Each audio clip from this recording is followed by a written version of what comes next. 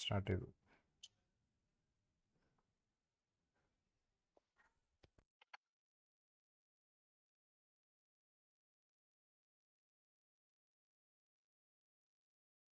Okay, ഏവർക്കും ഈ വീഡിയോയിലേക്ക് സ്വാഗതം. ഇന്നത്തെ നമ്മുടെ ചർച്ച ഒരു എന്താ പറയുക, വെർച്വൽ മെഷീൻസിൽ എങ്ങനെയാണ് ഒബ്ജക്ട്സ് ലേഔട്ട് ചെയ്യുന്നതിനെ കുറിച്ചാണ്. അതായത് അതിന്റെ title virtual machines and object memory layout എന്നാണ്. ഓക്കെ, അപ്പോൾ ഒരു പ്രോഗ്രാം ലെവൽ വെർച്വൽ മെഷീനിന് ഒരു ക്വാളിഫയർ ഇട്ടേക്കണ എന്തുകൊണ്ടാന്ന് വെച്ച് കഴിഞ്ഞാൽ, ഈ വെർച്വൽ മെഷീൻ എന്നുള്ളൊരു പദത്തിന് ഇന്ന് ഈ കണ്ടെയ്നർ ടെക്നോളജിയും മറ്റേ എന്താ പറയുക ഹോൾ മെഷീൻ വെർച്വലൈസേഷൻ വന്നതിന് ശേഷം അതിനൊരു അർത്ഥം മാറിയിട്ടുണ്ട്. അതായത് when Java and .NET came, virtualization ഒരു നോവലിറ്റി മാത്രമായിരുന്നു, അത് ഒരു പോപ്പുലർ മെക്കാനിസം ആയിരുന്നില്ല. ക്ലൗഡിന്റെ ആവിർഭാവത്തിലൂടെയാണ് ഹോൾ മെഷീൻ വെർച്വലൈസേഷൻ എന്ന് വിളിക്കുന്ന ടൈപ്പ് 1 ടൈപ്പ് 2 വെർച്വലൈസേഷൻ പോപ്പുലർ ആയത്. ഈ ചർച്ച അതിനെക്കുറിച്ചല്ല. .NET ആൻഡ് CLR എങ്ങനെയാണ് ഈ ഒബ്ജക്ട്സ് മെമ്മറിയിൽ ലേഔട്ട് ചെയ്തേക്കണേ, എങ്ങനെയാണ്, എന്താണ് വാല്യൂ ടൈപ്പ്, എന്താണ് റെഫറൻസ് ടൈപ്പ്, എങ്ങനെയാണ് വാല്യൂ ടൈപ്പ് ഈ ഇപ്പോൾ .NETന്റെ കേസിലാണെങ്കിൽ വിൻഡോസ് API വിളിക്കാൻ വേണ്ടി ഉപയോഗിക്കണം, എങ്ങനെ നമുക്ക് യൂണിയൻസ് ഉണ്ടാക്കാം. അപ്പോൾ ഈ ചർച്ച വരുമ്പോൾ നമ്മൾ ആദ്യം ശ്രദ്ധിക്കേണ്ടത് എന്താണ് വെർച്വൽ മെഷീൻ എന്നാണ്. അത് കഴിഞ്ഞിട്ട് പ്രിമിറ്റീവ് ഒബ്ജക്ട് ടൈപ്സിനെ കുറിച്ച് നമ്മൾ ചർച്ച ചെയ്യുന്നതായിരിക്കും. പ്രിമിറ്റീവ് ഒബ്ജക്ട് ടൈപ്സ് എന്ന് പറയുമ്പോൾ ഇൻറ്റ്, ഫ്ലോട്ട്, ഡബിള്, ഇതിനെയൊക്കെ എന്താ പറയാന്ന് വെച്ച് കഴിഞ്ഞാൽ നിങ്ങൾക്ക് പാസ് ബൈ റെഫറൻസ് ചെയ്യാൻ വേണ്ടിയും ചില സ്ഥലത്ത് ഓട്ടോമാറ്റിക്കലി നമ്മൾ എന്താ പറയുക റെഫറൻസ് ആയിട്ട് ട്രീറ്റ് ചെയ്യേണ്ടി വരും.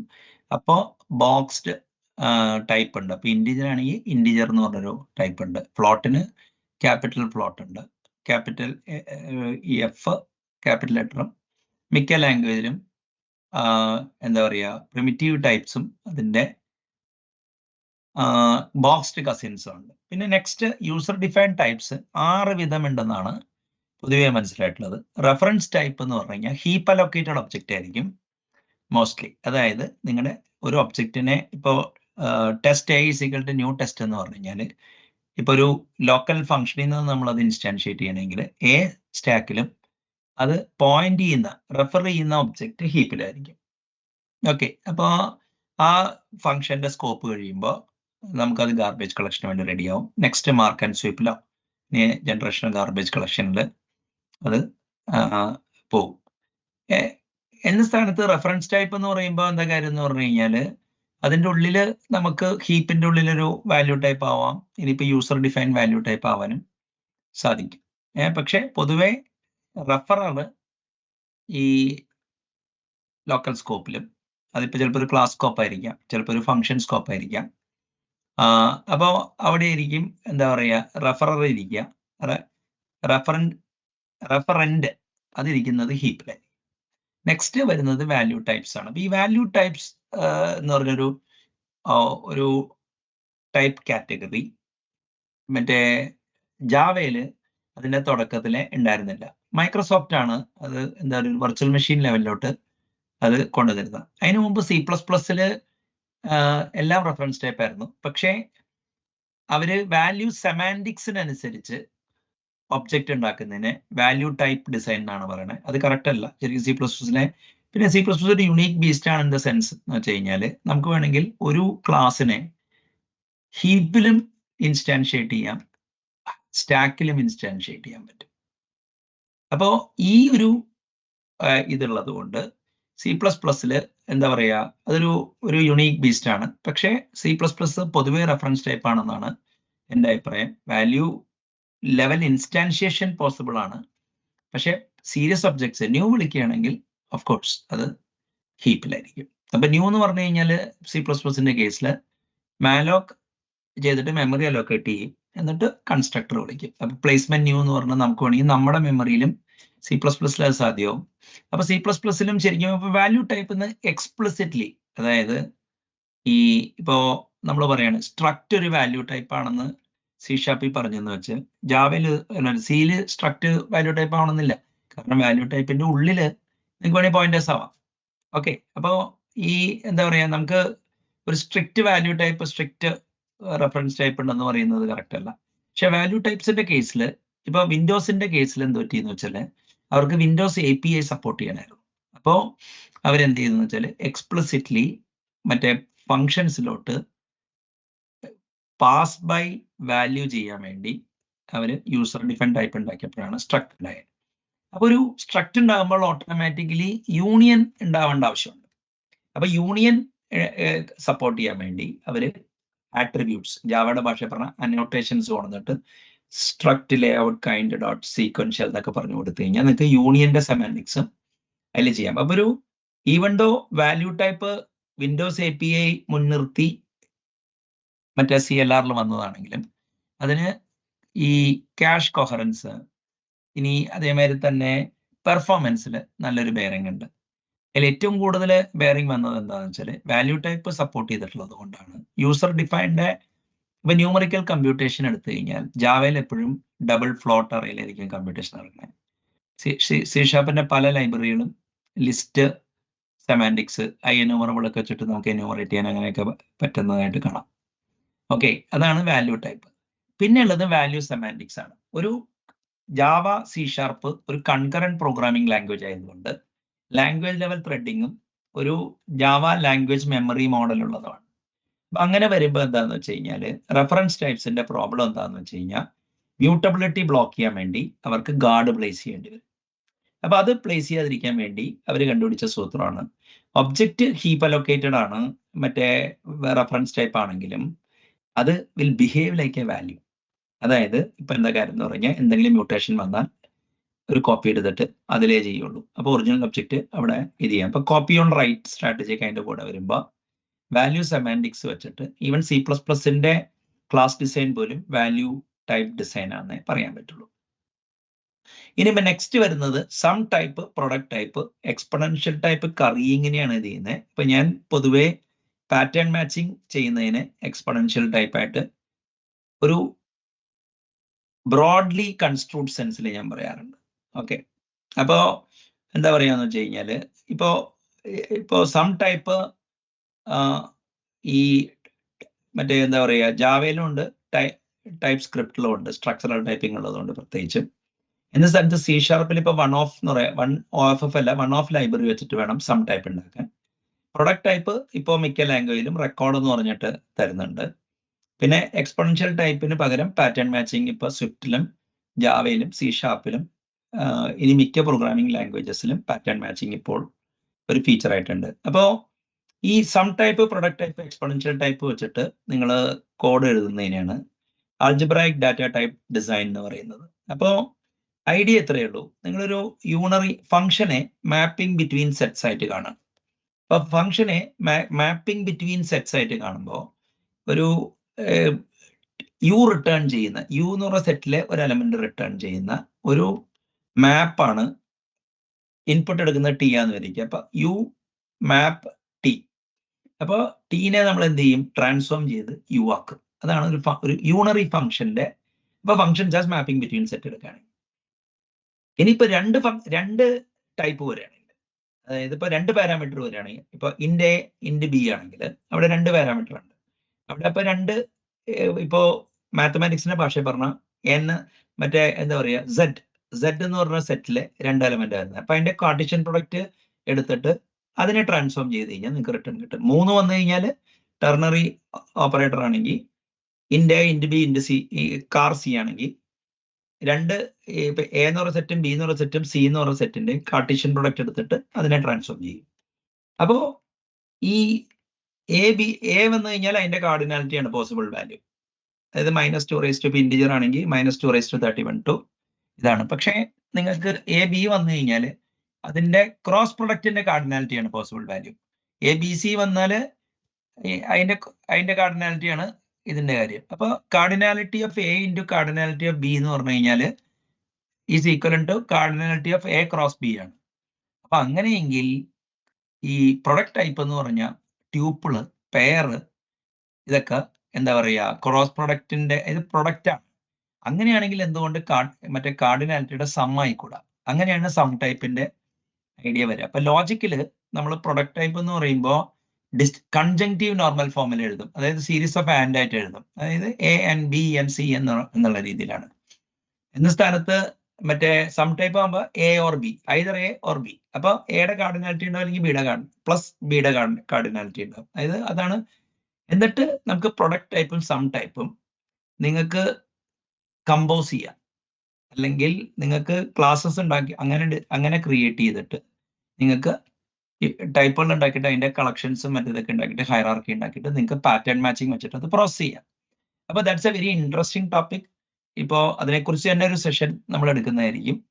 അപ്പോൾ ബേസിക്കലി യൂസർ ഡിഫൈൻ ടൈപ്പ് പറയുമ്പോൾ റെഫറൻസ് ടൈപ്പ് ഉണ്ട്, വാല്യൂ ടൈപ്പ് ഉണ്ട്, വാല്യൂ സെമാൻറ്റിക്സ് ഉണ്ട്, പിന്നെ ആൾജിബ്രായിക് ഡാറ്റ ടൈപ്സ് ഉണ്ട്. ഇതാണ് പൊതുവെ ഒരു ഇത് വരുന്നത്. അപ്പോൾ റെഫറൻസ് ടൈപ്പ് വേഴ്സസ് വാല്യൂ ടൈപ്പിനെ കുറിച്ച് നമ്മൾ ഡിസ്കസ് ചെയ്യുന്നതായിരിക്കും. ഈ വാല്യൂ ടൈപ്പ് വിൻഡോസ് API വിളിക്കാനായതുകൊണ്ട് നേറ്റീവ് കോഡ്സ് വരുമ്പോൾ ഇതുണ്ട്. അപ്പോൾ സി സ്റ്റൈൽ യൂണിയനും എങ്ങനെയാണ് സപ്പോർട്ട് ചെയ്യണേ എന്നുള്ളത് നമുക്ക് നോക്കാം.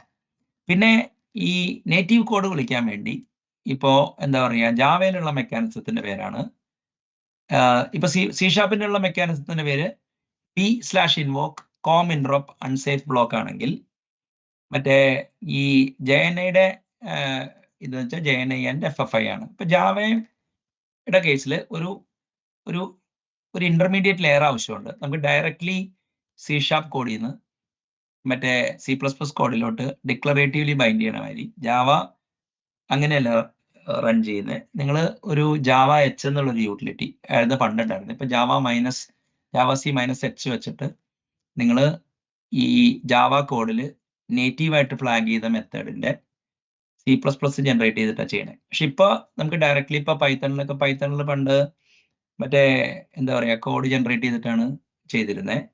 പക്ഷെ ഇപ്പോ പൈത്തണിൽ നമുക്ക് വേണമെങ്കിൽ വിൻഡോസ് API ഡയറക്ട്ലി ഉണ്ടാക്കിയിട്ട് നമുക്ക് പൈത്തണിൽ തന്നെ മെമ്മറിയിലായിട്ട് വിൻഡോസ് എക്സ്പെക്ട് ചെയ്യുന്ന മെമ്മറിയിലായിട്ടുള്ള ഡാറ്റ ടൈപ്പ് ഉണ്ടാക്കാൻ പറ്റും. ആ ഫീച്ചറാണ് FFI അഥവാ ഫോറിൻ ഫംഗ്ഷൻ ഇന്റർഫേസ്.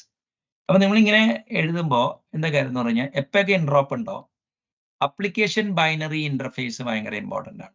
അതായത് ഇപ്പൊ ഫോർ എക്സാമ്പിൾ 32 ബിറ്റില് വിൻഡോസിന്റെയും ലിനക്സിന്റെയും ABI സിമിലർ ആയിരുന്നു. നിങ്ങൾക്ക് വേണമെങ്കിൽ ഡൈനാമിക് കോഡ് ജനറേഷൻ സിമിലർ ആയിട്ട് നടത്തായിരുന്നു. ബട്ട് അൺഫോർച്ചുനേറ്റ്ലി 64 ബിറ്റ് വിൻഡോസിൽ മൈക്രോസോഫ്റ്റ് ABI ചേഞ്ച് ചെയ്ത പശ്ചാത്തലത്തിൽ നമുക്ക് ഇപ്പൊ എന്താ കാര്യം എന്ന് പറഞ്ഞാൽ രജിസ്റ്ററിലാണ് മൈക്രോസോഫ്റ്റില് പാരാമീറ്റർ പാസ് ചെയ്യണേ. പക്ഷെ ജാവ ഇപ്പോഴും പഴയമാതിരി സ്റ്റാക്കിൽ തന്നെയാണ്. അപ്പോൾ അതുകൊണ്ട് ABIയിൽ ഒരു വ്യത്യാസമുണ്ട്. അപ്പോൾ ഇൻഡ്രോപ്പ് കോഡ് എഴുതുമ്പോൾ അത് വിളിക്കുമ്പോഴൊക്കെ ലിറ്റിൽ എൻഡിയൻ അങ്ങനത്തെ കാര്യങ്ങളെ കുറിച്ചൊക്കെ നല്ല ജ്ഞാനം വേണം. കാരണം ആപ്പിളിന്റെ കേസിൽ M1 പ്രോസസ്സർ വന്നു കഴിഞ്ഞപ്പോൾ പണ്ട് x86 മറ്റേ എന്താ പറയുക ഈ ലിറ്റിൽ എൻഡിയൻ ആയിരുന്നു. പക്ഷേ M1 നമുക്ക് കോൺഫിഗർ ചെയ്യാം ലിറ്റിൽ എൻഡിയൻ ആയിട്ട്, പക്ഷെ ഡിഫോൾട്ട് ബിഗ് എൻഡിയൻ ആണ്. അപ്പൊ അങ്ങനത്തെ കുറെ, അപ്പോൾ നമ്മൾ ജാവയിൽ കോഡ് എഴുതുമ്പോൾ ഇങ്ങനത്തെ കാര്യങ്ങളെ കുറിച്ച് ഈ വളരെ ഇതാവണം.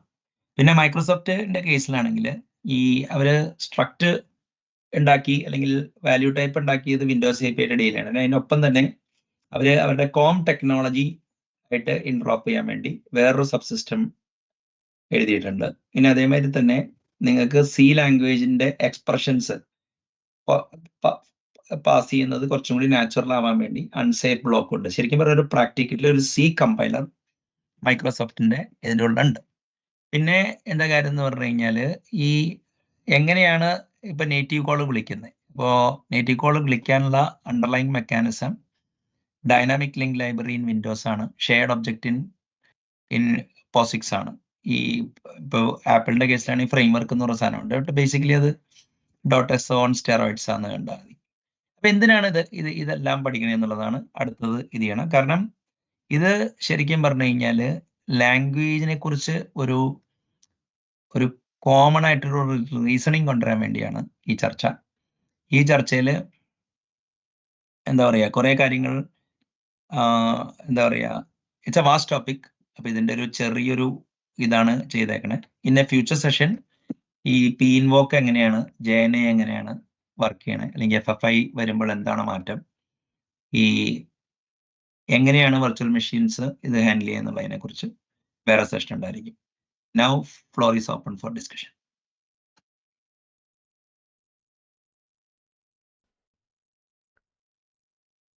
ഈ ഓക്കെ ചോദിക്കുന്നുണ്ടോ എനിക്ക്? പറഞ്ഞോ. എന്തുകൊണ്ട് വിർച്വൽ മെഷീൻ എക്സിസ്റ്റ് ചെയ്തു എന്നുള്ളത് ഒരു കോമൺ നോളജ് ആണ്. പക്ഷെ ഒരു ഡിബേറ്റ് വരുന്നത് വെച്ചാൽ വിർച്വൽ മെഷീൻ സ്ലോ ആണ്. ആ ഒരു പശ്ചാത്തലത്തിൽ ഒരാൾ എങ്ങനെ കാണും? അതായത് വെർച്വൽ മെഷീൻ സ്ലോ ആണെന്ന് പറയണതില് ഒരു ആവറേജ് C++ പ്രോഗ്രാമറിനേക്കാളും ബെറ്റർ ആയിട്ട് ഈ സാധനം മറ്റേ വെർച്വൽ മെഷീനിലെ ജാവയിലെ C# എഴുതി കഴിഞ്ഞു കഴിഞ്ഞാൽ ബെറ്റർ ആയിട്ട് കോഡ് എക്സിക്യൂട്ട് ചെയ്യും. പിന്നെ എല്ലാ വെർച്വൽ മെഷീനിലും ഈ ജിറ്റി മറ്റേ മൈക്രോസോഫ്റ്റ് തുടക്കത്തിൽ അതിനൊരു ഓൺ ദ ഫ്ലൈ AOT ഉണ്ട്. അതായത് മൈക്രോസോഫ്റ്റിന്റെ VM ഒറ്റ ലൈൻ ഓഫ് നേറ്റീവ് കോഡ് അല്ല, മറ്റേ വെർച്വൽ മെഷീൻ കോഡ് വെക്കില്ല. എല്ലാം ഈ ലോഡ് ടൈമിൽ തന്നെ ടാർഗറ്റ് മെഷീനിലോട്ട് കമ്പൈൽ ചെയ്യുന്നുണ്ട്. ജാവയും ഇതുണ്ടെങ്കിലും ഹോട്ട്സ്പോട്ട് ഒപ്റ്റിമൈസേഷൻ ഉണ്ട്. പക്ഷെ ഈ രണ്ട് ഇതിനും റീജിറ്റ് എന്ന് പറഞ്ഞ സാധനമുണ്ട്. അതായത് ഇപ്പൊ നമ്മൾ ഒരു ജിറ്റ് ചെയ്ത കോഡ് എക്സിക്യൂട്ട് ചെയ്യുമ്പോൾ, അപ്പൊ ജിറ്റ് ചെയ്യുമ്പോൾ എന്ന് വെച്ചാൽ ക്യാഷ് ബെറ്റർ ആയിട്ട് ഇത് ചെയ്യാം. ലോക്കൽ നോളജ് ഉണ്ട്. ഹെഡ് ഓഫ് ടൈം കമ്പൈലേഷന്റെ കുഴപ്പമെന്ന് വെച്ചാൽ നേരത്തെ ഉള്ള സാധനമാണ്. ഇപ്പൊ smart compiler technology like LLVM ഒക്കെ വന്നു കഴിഞ്ഞപ്പോൾ ശരിക്കും പറഞ്ഞു കഴിഞ്ഞാൽ you can get the protection of manage memory and execution speed. പിന്നെ അത്രയ്ക്ക് ഹാൻഡ് ക്രാഫ്റ്റ് ചെയ്യോ ഒരു പേഴ്സന്റെ ഇതില് നമുക്ക് കോഡ് ട്വീക്ക് ചെയ്യാന്നല്ലാതെ ഈ പ്രാക്ടിക്കലി സ്പീക്കിംഗ് ഇപ്പോ റിയൽ മെഷീൻ കോഡ് അത്രയ്ക്ക് ആവശ്യമുള്ള സ്ഥലത്താണ് ട്രേഡ് ഓഫ് നോക്കുമ്പോൾ എഴുതാവൂ. അപ്പോ എനിഡേ ഇപ്പൊ ഞാൻ ഒരു കാര്യം പറഞ്ഞുതരാം. ഈ ഒരു മറ്റേ ജാവയുടെ എക്സിക്യൂട്ടർ സർവീസോ മറ്റേ ഈ ഇവരുടെ ടാസ്ക് പാരലൽ ലൈബ്രറിയൊക്കെ വെച്ചിട്ട് നിങ്ങൾക്ക് ബെറ്റർ പെർഫോമൻസ് കിട്ടും. ഇനിയിപ്പോൾ C++ നിങ്ങൾ ഇതൊക്കെ ചെയ്യണമെന്നുണ്ടെങ്കിൽ നിങ്ങൾ ഇത് explicitly Intel task building block TBBO explicitly program ചെയ്യണം. അപ്പൊ ഞാൻ നോക്കുമ്പോൾ എന്താ കാര്യം എന്ന് പറഞ്ഞു കഴിഞ്ഞാൽ പ്രാക്ടിക്കലി ഈവൻ ഈ സ്കെപ്റ്റിസിസം 90s എനിക്ക് ഉണ്ടായിരുന്നെങ്കിലും ഈ ഹോട്ട്സ്പോട്ട് ഒപ്റ്റിമൈസേഷന്റെ ഒരു എക്സ്പെർട്ട് ഉണ്ട്, ഗിലാഡ് ബ്രാഹ എന്ന് പറഞ്ഞു. അയാളുടെ ഒരു ആർട്ടിക്കിളോ ടോക്കോ കണ്ടപ്പോഴാണ് എനിക്ക് അതിന്റെ ഒരു എന്താ പറയാ, അതുമല്ല അയാളും അല്ല, അയാള് 90s തന്നെ ഈ ഡോപ്സ് ജേണലിലൊക്കെ ആർട്ടിക്കിൾ വരുമായിരുന്നു. അതായത് നമ്മൾ വിചാരിക്കണ വരെയല്ല, വെർച്വൽ മെഷീൻ്റെ with hotspot optimization and rejit can perform really well. അപ്പോൾ അതാണ് എൻ്റെ ആൻസർ. പിന്നെ അൽഗോറിതമിക് ഒപ്റ്റിമൈസ് ഒരു സ്ലോപ്പി അൽഗോറിതം ബെറ്റർ ആയിട്ട് ചെയ്യണേക്കാൾ ബെറ്റർ ആണോ നല്ല അൽഗോറിതം വേഴ്സ് ആയിട്ട് ചെയ്യണത്? അപ്പോ ക്യാഷ് കോഹറൻസും ഇങ്ങനത്തെ കാര്യങ്ങളൊക്കെ വെർച്വൽ മെഷീന് ബെറ്റർ ആയിട്ട് എക്സ്പ്ലോയിറ്റ് ചെയ്യാൻ പറ്റും. പറഞ്ഞു. അല്ല, അപ്പൊ C++ ലാംഗ്വേജ് കൺസ്ട്രക്ട്സും ഓവർഹെഡും ആ ഇൻവെസ്റ്റ്മെന്റിനെ പേടിച്ച് അല്ലെങ്കിൽ അത് അറിയാത്തത് കൊണ്ടാണ് അങ്ങനെയല്ല. അതല്ലല്ലോ. അങ്ങനെയല്ല. ഇപ്പൊ ഞാൻ പറയട്ടെ, ഇപ്പൊ ഒരു ഡാറ്റാബേസ് എഞ്ചിൻ നിങ്ങൾ എഴുതാന്ന് വെച്ചോ,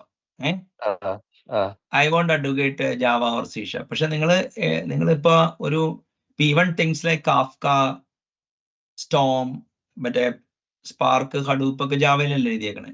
then I don't think that ഒരു C++ എഴുതിയോണ്ട് അതിന്റെ ബെനിഫിറ്റ് കിട്ടുമെന്ന്. പക്ഷേ നിങ്ങൾക്കൊരു ഡാറ്റാബേസ് എഞ്ചിൻ എഴുതുന്നു, അപ്പോൾ എവരി ലെവലിലും ക്യാഷ് കോഹറൻസും ഒബ്ജക്ട് ലേഔട്ടും മറ്റേ എന്താ പറയാ ഡിറ്റർമിനിസ്റ്റിക് ആയിട്ട് ഗാർബേജ് കളക്ട് ചെയ്യണം. അങ്ങനെയുള്ള സിറ്റുവേഷനിൽ C++ മീൻസ് എനിഡേ. അല്ല, അവിടെ തന്നെ എലാസ്റ്റിക് സെർച്ചും കസാൻഡ്രയൊക്കെ ജാവയിലാണ്. എക്സാമ്പിൾസ് ഉണ്ട് എന്ന് പറഞ്ഞാൽ കൗണ്ടർ ആയിട്ട് പറഞ്ഞാൽ ഇത് ആൾക്കാർ ഒപ്റ്റിമൈസ് ചെയ്ത് എടുത്തിട്ടുണ്ടെന്നാ പറഞ്ഞത്. ഈ പിന്നെ പറ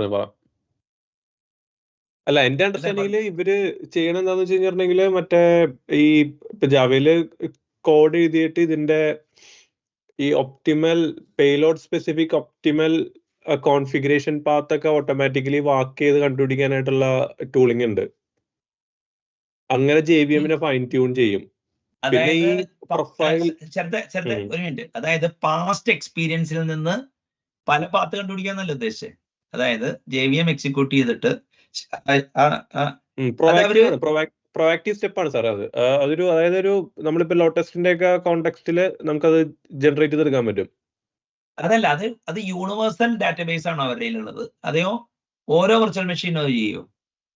ഓരോ payload specific, domain payload specific ആണത്. നമ്മുടെ ഇതിനു വേണ്ടി നമ്മൾ കേറ്റർ ചെയ്തെടുക്കണം. അല്ല, ഇപ്പൊ ഞാൻ ചോദിക്കട്ടെ, ഇപ്പൊ ഞാനിപ്പോ ഒരു ഇ കൊമേഴ്സ് പ്ലാറ്റ്ഫോം എഴുതി കഴിഞ്ഞാല് സ്റ്റാൻഡേർഡ് ജാവ നിങ്ങൾ മറ്റേ ഈ ജാവ റീകമ്പൈൽ ചെയ്തിട്ട് അങ്ങനെ ഉണ്ടാക്കിയെടുക്കണം എന്നാണ് പറയണേ, അതെയോ ജാവ ഓട്ടോ ട്യൂണിങ് അങ്ങനത്തെ പരിപാടിയാ.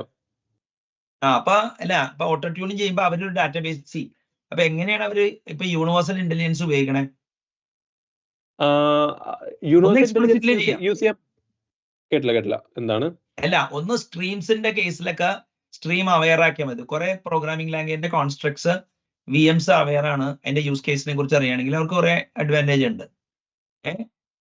ഇപ്പൊ നിങ്ങൾ പറഞ്ഞ അങ്ങനെയല്ലോ, അതായത് പാസ്റ്റ് വേൾഡ് വൈഡ് നടന്ന ഈ പ്രോഗ്രാമിംഗ് ലാംഗ്വേജിൽ JVMs ഹാൻഡിൽ ചെയ്യുന്ന വർക്ക് ലോഡിന്റെ അനാലിസിസ് നടത്തിയിട്ട് ഹ്യൂറിസ്റ്റിക്സ് ബേക്ക് ചെയ്യാം VMലോട്ട്. അതല്ലേ ഉദ്ദേശം. അതായത് ഇത് JVM പ്ലാറ്റ്ഫോം ടീമിന് എംപിരിക്കൽ ആയിട്ടുള്ള ഡാറ്റ ബേക്ക് ചെയ്തിരുന്ന കേസ് അല്ല. നമ്മുടെ ഡിപ്ലോയ്മെന്റ് കോണ്ടെക്സ്റ്റില് നമ്മുടെ വർക്ക് ലോഡിന് വേണ്ട ഒപ്റ്റിമൽ കോൺഫിഗറേഷൻ എങ്ങനെ കണ്ടുപിടിക്കാം എന്നുള്ളതാണ് പറഞ്ഞത്. അല്ല, അപ്പൊ നിങ്ങൾ പറഞ്ഞത് എക്സ്റ്റേണലി ട്യൂൺ ചെയ്യാന്നാണ്, അല്ലാണ്ട് അത് നമ്മൾ അങ്ങനെ അതായത് rather than virtual machine adapting to the workload has to adapt to virtual machine, അല്ലേ? വർക്ക് ലോഡ് ഇല്ല, JVM അഡാപ്റ്റ് ചെയ്യും. JVM കോൺഫിഗറബിൾ ആണ്, വർക്ക് ലോഡ് സ്പെസിഫിക് അഡാപ്റ്റേഷൻ. അതായത് കുറെ അവരുടെ പാസ്റ്റ് എക്സ്പീരിയൻസ് കുറെ പാത്ത് ഉണ്ട്, ഇപ്പൊ ഹ്യൂറിസ്റ്റിക്സ് ഉണ്ട്, ആ ഹ്യൂറിസ്റ്റിക്സ് കോൺഫിഗർ ചെയ്ത് കൊടുക്കാണ്, അല്ലേ? അതെ. അപ്പൊ അത് ബേസിയൻ ഇതൊക്കെ നടത്തും, അനാലിസിസ് ഒക്കെ നടത്തിയിട്ടുള്ള പരിപാടിയൊക്കെ ഉണ്ട് എന്നാണ് മനസ്സിലാവുക. അപ്പൊ അതായത് ഒരു എഞ്ചിൻ അതിൻ്റെ ഉള്ളുണ്ട്, അതായത് ആന്റിവൈറസ് മാതിരി വർക്ക് ചെയ്യണേ, അതായത് എഞ്ചിൻ അതിൻ്റെ ഉള്ളുണ്ടാവും, വൈറസ് സിഗ്നേച്ചറും വന്നുകൊണ്ടിരുന്നാൽ മതി ആണോ? അല്ല സാറേ, ഇത് ഞാൻ പ്രൊഫൈൽ ഗൈഡഡ് ഒപ്റ്റിമൈസേഷൻ ഉണ്ട്, അവിടെ മറ്റേ ഹ്യൂറിസ്റ്റിക്സ് ഒക്കെ അവന്മാർ ഓട്ടോമാറ്റിക്കലി ട്യൂൺ ചെയ്തെടുക്കും. ഇതല്ല, ഇത് പുറത്തുനിന്ന് ഒരു എക്സ്റ്റേണൽ സിസ്റ്റം ലോഡ് കൊടുത്തിട്ട് നമ്മൾ ഒപ്റ്റിമൽ കോൺഫിഗറേഷൻ എക്സ്റ്റേണലി സ്പെസിഫൈ ചെയ്യാനുള്ള ഇതിൽ എത്തുന്നതാണ് ഞാൻ ഉദ്ദേശിച്ചത് ഈ കേസിൽ. അതായത് അപ്പൊ ശരി, ഇത് മറ്റേ ജാവ മാനേജ്മെന്റ് ഇൻസ്ട്രുമെന്റേഷൻ വഴിയാണ് ചെയ്യേണ്ടത്, JMA. Auto tuning tools, auto tuning എന്നാണ് ഇതിനെ പറയണത്. അല്ല, ഓട്ടോ ട്യൂൺ ചെയ്യണമെങ്കിൽ JVMന്റെ ഉള്ളില് അങ്ങനത്തെ ഈ ട്യൂൺ ചെയ്ത കോൺഫിഗറേഷൻസിന് പ്രിഫറൻസ് കൊടുക്കാനുള്ള ഒരു മെക്കാനിസം വേണമല്ലോ JVM. ഉണ്ട്. ഫ്ലാഗ്സ് ഒക്കെ നമുക്ക് പല രീതിയിൽ കൊടുക്കണം. ഓക്കെ, അതായത് അപ്പൊ ഞാൻ ചോദിക്കട്ടെ, അപ്പൊ JVM അപ്ഡേറ്റില് ഇപ്പൊ JVM റീകമ്പൈൽ ചെയ്തില്ലെങ്കിലും എന്തെങ്കിലും സിഗ്നേച്ചർ അപ്ലോഡ് ചെയ്യാനുള്ള ഫെസിലിറ്റി ഉണ്ടോ? അതാണ് അടുത്ത് പറയാൻ വന്നത്. അതായത് മറ്റേ ഈ പ്രൊഫൈൽ ഗൈഡഡ് ഒപ്റ്റിമൈസേഷന്റെ സാധനം ക്യാഷിൽ എടുത്ത് വെച്ചിട്ട് JVM റീസ്റ്റാർട്ട് ചെയ്യണ കോണ്ടെക്സ്റ്റിൽ അവിടെ നിന്ന് ആ സ്നാപ്ഷോട്ടിൽ നിന്ന് സ്റ്റാർട്ട് ചെയ്യാൻ പറ്റും നമുക്ക്. ഓക്കെ. അതായത് ലോഡ് ടൈം കുറയ്ക്കാൻ വേണ്ടി മറ്റേ വൈഭവ് കുറഞ്ഞ വരും അല്ലേ, മറ്റേ സ്റ്റോക്ക് മാർക്കറ്റിലൊക്കെ. അതെ. വൈഭവും ക്രിസ് ഹാൻഡ്ലർ എന്ന് തോന്നുന്നുണ്ട്. പുള്ളിയുടെ അടുത്ത് നിന്നാണ് ഞാൻ ഇത് കേൾക്കുന്നത് ആദ്യമായിട്ട്, ഈ ഒറാക്കിൾ ഇതിന്റെ പരിപാടിക്ക് പോയപ്പോ. അതായത് ഈ ട്വിറ്ററിലൊക്കെ ചെയ്യുമായിരുന്നെന്നാ പറയണേ, ഈ സെർവർ കോസ്റ്റ് ഒപ്റ്റിമൈസ് ചെയ്യാനൊക്കെ ആയിട്ട്. അല്ല, പക്ഷെ ട്വിറ്ററിന് അവർക്ക് JVM റീകമ്പൈൽ ചെയ്യാനുള്ള ഹോപ്പ് ഉണ്ടല്ലോ അവർക്ക്. അതായത് നിങ്ങൾ പറഞ്ഞു വെച്ചാല് modern JVMs even open JDK കിടക്കുന്നവന് പോലും, അതായത് നമുക്ക് വേണമെങ്കിൽ ഓട്ടോ ട്യൂൺ ചെയ്യാൻ വേണ്ടിയുള്ള ഓട്ടോ ട്യൂണിങ്ങിന്റെ കോൺഫിഗറേഷൻസിന് പ്രിഫറൻസ് കൊടുക്കാനുള്ള മെക്കാനിസം JVMൽ ഉണ്ട് എന്നുള്ളതാണ് എനിക്കിപ്പോ മനസ്സിലായി. അതെ. ഓക്കെ. അപ്പൊ നിങ്ങൾ പറഞ്ഞതിലേക്ക് വാ, നിങ്ങൾ എന്തോ പറഞ്ഞു. അല്ല, ഇതാണ് അതായത് JVMന്റെ വെർച്വൽ മെഷീന്റെ ലിമിറ്റ്സ് ആണ്, ബൗണ്ടറീസ് ആണ് ഞാൻ പറയാൻ ഉദ്ദേശിച്ചത് ഇതുവഴി. അല്ലാണ്ട് ഞാൻ മറ്റേ അതായത് അത്രയും വരെ പോകുന്നുണ്ടെന്ന്. അതായത് ക്വസ്റ്റ്യന്റെ ഫോളോ അപ്പ് ആൻസർ ആണ്. അതായത് JVM infrastructure even low latency കോഡിങ്ങിന് പോലും ജാവ ഉപയോഗിക്കാം ഇപ്പൊ, because of these kinds of fine tuning, അല്ലേ? അതെ. അപ്പൊ ഈ ബൗണ്ടറി നമുക്ക് നിന്നിട്ട് നമുക്ക് സോൾവ് ചെയ്യാൻ പറ്റില്ല. അങ്ങനെ ആ ട്രാൻസെൻഡൻസ് ആണ്. അപ്പൊ അത് സംഭവിക്കുക എന്നുള്ളത് മെമ്മറി കൊഹറന്റ് പ്രോഗ്രാംസ് എഴുതേണ്ട സിറ്റുവേഷൻസ് ആണെന്നുള്ളതാണ് എനിക്ക് മനസ്സിലാക്കുന്നത്. അത് യൂണിവേരിയേറ്റ് അനാലിസിസ് അല്ല ഇത്. വേറെ പാരാമീറ്റേഴ്സ് മെമ്മറി കോമ്പാക്ട് അല്ല സോറി പറഞ്ഞു. അപ്പൊ മെമ്മറി കോമ്പാക്ട് എന്ന് പറയുമ്പോൾ ഇപ്പൊ സം ടൈപ്പ് പ്രൊഡക്റ്റ് ടൈപ്പ് ഒക്കെ ഭയങ്കര യൂസ്ഫുൾ ആയിരിക്കുമല്ലോ. അപ്പൊ മറ്റേ ഇൻഹെറിറ്റൻസ് അല്ല ഹൈറാർക്കി ത്രൂ ഇൻഹെറിറ്റൻസിന് പകരം ഹൈറാർക്കി ത്രൂ ടൈപ്പ് കോമ്പോസിഷൻ ആയിരിക്കില്ലേ അപ്പൊ ബെറ്റർ? ഡാറ്റ ഓറിയന്റഡ് പ്രോഗ്രാമിംഗ് അവിടെ ഒരു ഇതായിരിക്കില്ലേ? അതെ അതെ. അല്ല, ഞാൻ ജാവയുടെ കോണ്ടെക്സ്റ്റിൽ അല്ല ഇത് പറഞ്ഞത്.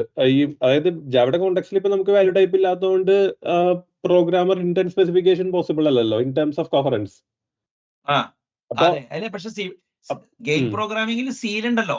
ഈവൻ ഈ മറ്റേ STD വിസിറ്റ് വന്നേക്ക് മുമ്പ് തന്നെ അവര് ഈ ഡാറ്റ പാക്കിങ്ങിന് വേണ്ടി ഉപയോഗിക്കുമായിരുന്നു. ഏത് ഈ some ടൈപ്പിന്റെയും product ടൈപ്പിന്റെയും ideas.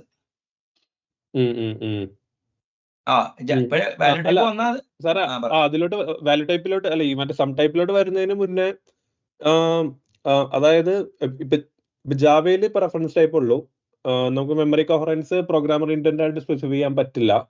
Auto tuning, profile guided optimisation ഒക്കെ നമുക്കിപ്പോ എടുത്തു വെച്ച് നമുക്ക് മാക്സിമൽ പെർഫോമൻസ് നമുക്ക് കോൺഫിഗർ എടുത്ത് ആ ലിമിറ്റ് ട്രാൻസെൻഡ് ചെയ്യണമെങ്കിൽ നമുക്ക് C++ പോകണം.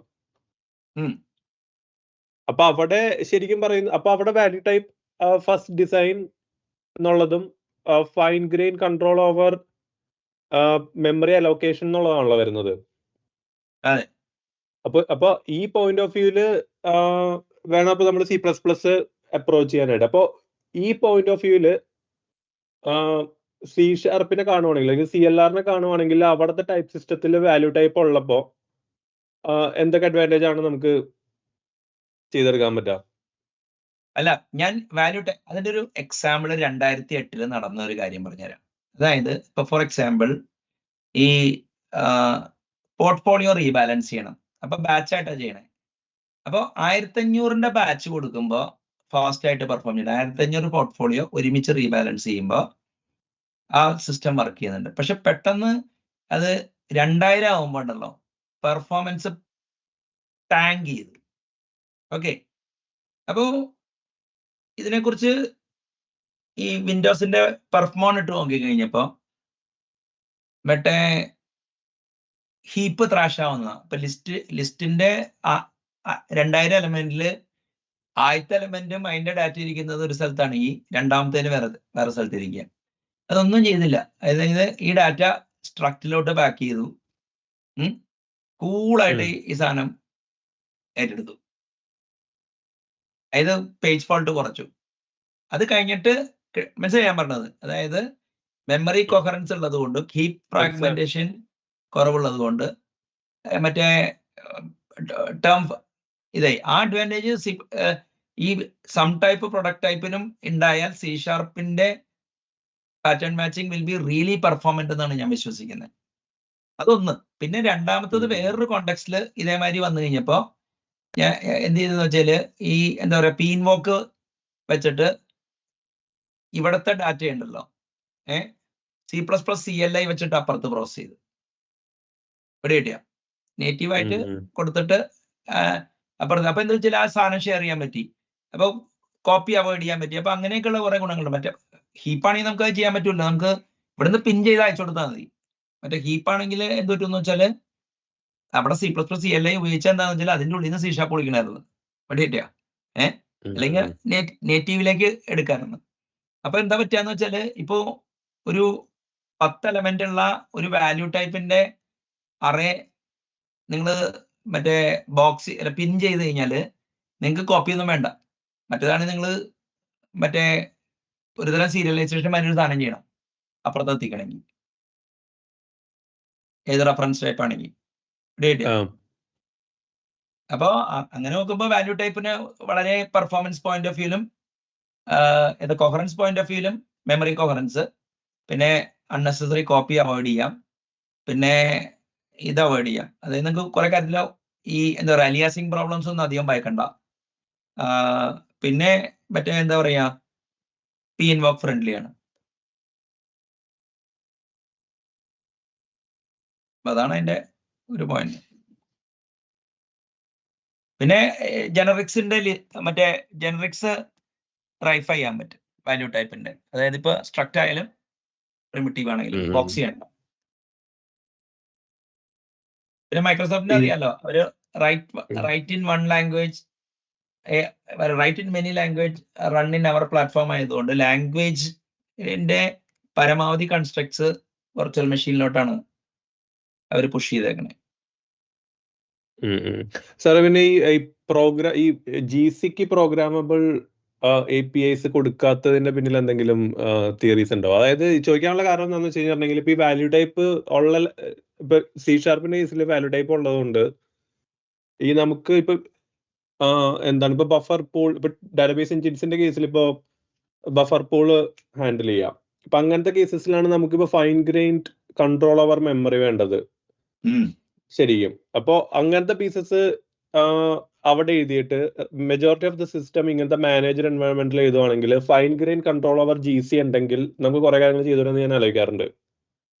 അതുണ്ട്. പക്ഷേ GCയുടെ ഇപ്പൊ എനിക്ക് നിങ്ങൾ പറഞ്ഞ ഐഡിയ എനിക്ക് ഇഷ്ടപ്പെട്ടു. പക്ഷെ അങ്ങനെയല്ല. ഇപ്പൊ എന്റെ അറിവ് എന്താന്ന് വെച്ച് കഴിഞ്ഞാൽ, ഞാൻ GC.connect വിളിച്ചേക്കണത് മിക്കവാറും ASP.NET ഒക്കെ അപ്ലിക്കേഷൻ പൂളിലൊക്കെ വർക്ക് ചെയ്തേക്കണ കോഡിലോ ഇനി ബാച്ച് പ്രോസസ്സിലോ ആണ് .NET-ല്. മനസ്സിലായില്ലേ? ഈ എല്ലാത്ത സ്ഥലത്ത് GC.collect ചെയ്യാൻ എക്സ്പ്ലിസിറ്റ്ലി വിളിച്ചിട്ടില്ല. അപ്പോ ഇപ്പോഴത്തെ ഗാർബേജ് കളക്ടേഴ്സ് ഒക്കെ ഇപ്പൊ ഡെഫേർഡ് കളക്ഷൻ ഒക്കെ ഉള്ളത് കൊണ്ട് ഇപ്പൊ നമുക്ക് സേഫ് ആയിട്ട് വിളിക്കാന്ന് എനിക്ക് വേണം. ഡെഫേർഡ് കളക്ഷൻ ഉണ്ടോ? ഡെഫേർഡ് കളക്ഷൻ എന്നുള്ളത് കൊണ്ട് ഉദ്ദേശിക്കുന്നത് എന്താണ്? അതായത് നമ്മൾ GC.collect ബ്ലോക്ക് ചെയ്യില്ല. അതായത് അടുത്തതിലേക്ക് പോകും, നമുക്ക് വർക്ക് ചെയ്യാം. JVM-ന്റെ കേസിൽ ഇപ്പൊ ഹോണർ ചെയ്യുന്നില്ലെന്നാണ് മനസ്സിലായത്. പക്ഷെ എനിക്കത് തോന്നുന്നത് ഏത് GC.collect ഹോണർ ചെയ്യുന്നില്ല എന്നാണോ ഡെഫേർഡ് ഹോണർ ചെയ്യുന്നത്? കോള് ഹോണർ ചെയ്യുന്നില്ല. കോള് അത് ഈക്വലൻ ടു ഡെഫേർഡ് ഇതാണ്. അല്ല അത് മൈൻഡ് ചെയ്യുന്നില്ലെങ്കിൽ ഡെഫേർഡ് ആവും. അല്ല, ഞാൻ ഡെഫേർഡ് ഇത് കണ്ടിട്ടുണ്ട്, മനസ്സിലായില്ലേ? അപ്പൊ ഈ ഇപ്പൊ നമ്മള് ഇപ്പൊ GC.collect വിളിക്കേണ്ടി വെച്ചാൽ അടുത്ത ഇൻസ്റ്റൻസ് വരുമ്പോ ആ ഒരു ഇതുണ്ട്. അല്ല, ഇപ്പൊ ഞാൻ പറയുന്ന പോയിന്റ് എന്ന് വെച്ചാല്, നിങ്ങൾ പറയണത് ഒരു ലൈറ്റ് വെയിറ്റ് C++ ഇതില് നിങ്ങൾക്ക് മറ്റേ സ്റ്റോറേജ് മാനേജ്മെന്റും മറ്റേതൊക്കെ നടത്തി റാപ്പറായിട്ട് മറ്റേ C#-ലോ ജാവയിലോ ഡാറ്റാബേസ് എൻജിൻസ് എഴുതി കഴിഞ്ഞാൽ ഈ മറ്റേ pre processing layer, result delivery ലെയറൊക്കെ പെട്ടെന്ന് എഴുതിയെടുക്കാം. നിങ്ങൾക്ക് സ്റ്റോറേജ് മാനേജ്മെന്റിന്റെ ഒക്കെ അഡ്വാൻറ്റേജ് കിട്ടും. അതല്ല ഉദ്ദേശിച്ചത്? അതെ. അല്ല, ഞാൻ മറ്റേ സാർ ആദ്യം പറഞ്ഞതിന്റെ കൗണ്ടർ ആയിട്ട് പറയുന്നല്ലോ. അതായത് ഇങ്ങനത്തെ സിസ്റ്റംസ് ക്രാഫ്റ്റ് ചെയ്യുക. അപ്പൊ ഇങ്ങനത്തെ സിസ്റ്റംസിന് ഉള്ള ഓഡിയൻസ് അല്ലാത്തത് കൊണ്ടായിരിക്കും അവര് അതായത് അവരുടെ ജനറൽ യൂസേജ് പാറ്റേൺ അനാലിസിസിൽ മറ്റേ ഇപ്പൊ GCക്ക് ഒക്കെ ഫൈൻ ഗ്രെയിൻ കൺട്രോൾ കൊടുക്കുന്നതുകൊണ്ട് അഡ്വാൻറ്റേജ് ഇല്ലാത്തതുകൊണ്ടായിരിക്കും ചിലപ്പോൾ മറ്റേ ഡിസൈനിലോട്ട് പോയിട്ടുണ്ടാവാം. അല്ല, അതിന്റെ ഒരു വേറൊരു പ്രശ്നമുണ്ട്. ഇപ്പൊ ലാലയാണല്ലോ അവിടെ .NET-ല് ആക്റ്റീവ്ലി കോഡ് ചെയ്യണേ. എത്ര പേര് വാല്യൂ ടൈപ്പ് ഒരു ഡിഫോൾട്ട് ഓപ്ഷനായിട്ട് തിരഞ്ഞെടുക്കും? വളരെ കുറവാണ്. സ്ട്രക്റ്റ് ഈ എവിടെയാണ് സ്ട്രക്റ്റ് ഉപയോഗിക്കുന്നതിനെ കുറിച്ച് എന്താണ് ഒരു കൺസെൻസസ് എന്ന് വെച്ച് കഴിഞ്ഞാൽ, അതേ ക്ലാസ് എഴുതിയിട്ട് ഈ വല്ല എന്താ പറയാ എനുമോ വല്ല പ്രിന്ററിലോട്ട് ഡാറ്റ അയക്കുമ്പോ സ്ട്രക്റ്റ് ഉപയോഗിക്കാറുണ്ടോ? അങ്ങനെ സ്ട്രക്റ്റ് ഉപയോഗിക്കലോ ഓൾമോസ്റ്റ് ഇല്ല എന്ന് തന്നെ പറയാം. ബിസിനസ് ആപ്ലിക്കേഷൻ പ്രോഗ്രാമിംഗിൽ ഇല്ലായിരിക്കും അല്ലെ? അതെ. ശരത്തെ, ഇതിപ്പോ ശരിക്കും പറഞ്ഞു കഴിഞ്ഞാലേ ഈ ഒരു C++ ഹാങ് ഓവർ ഉള്ളത് കൊണ്ടായിരിക്കും ഈ വാല്യൂ ടൈപ്പിന് ഞാൻ ഇത്ര എംഫസിസ് കൊടുക്കണേ. മനസ്സിലായോ? അല്ല, ഇത് ഈ JVM-ന്റെ കേസിൽ ജിറ്റ് അത് ഓട്ടോമാറ്റിക്കലി പാക്ക് ചെയ്യുന്നുണ്ട് അവിടെ. ഇപ്പൊ ലീനിയർ ആയിട്ടാണ് നമ്മൾ മോഡൽ ചെയ്തേക്കണെങ്കിൽ. അല്ല, ഇപ്പൊ ഞാൻ പറയട്ടെ, ഇപ്പൊ ഫോർ എക്സാമ്പിൾ ഇപ്പോ ഈ ഞാൻ പറഞ്ഞില്ലേ ഈ പക്ഷെ അപ്പൊ എങ്ങനെയാ അതിനുള്ള ഇൻഫർമേഷൻ ജിറ്റിന് കിട്ടണേ? ജിറ്റിനാകെ പ്രോഗ്രാമിലുള്ള സാധനമല്ലേ ഒപ്റ്റിമൈസ് ചെയ്യാൻ പറ്റുള്ളൂ. അല്ല, അവിടെയാണ് എനിക്ക് അടുത്ത ഡൗട്ട്. അതായത് മറ്റേ ഈ ഇപ്പൊ C# കേസിലാണെങ്കിലും വാല്യൂ ടൈപ്പ് ഡിസൈൻ എന്ന് പറയുന്നത് ഒരു ലീനിയർ പാക്കിംഗ് ആണല്ലോ. ആണ്.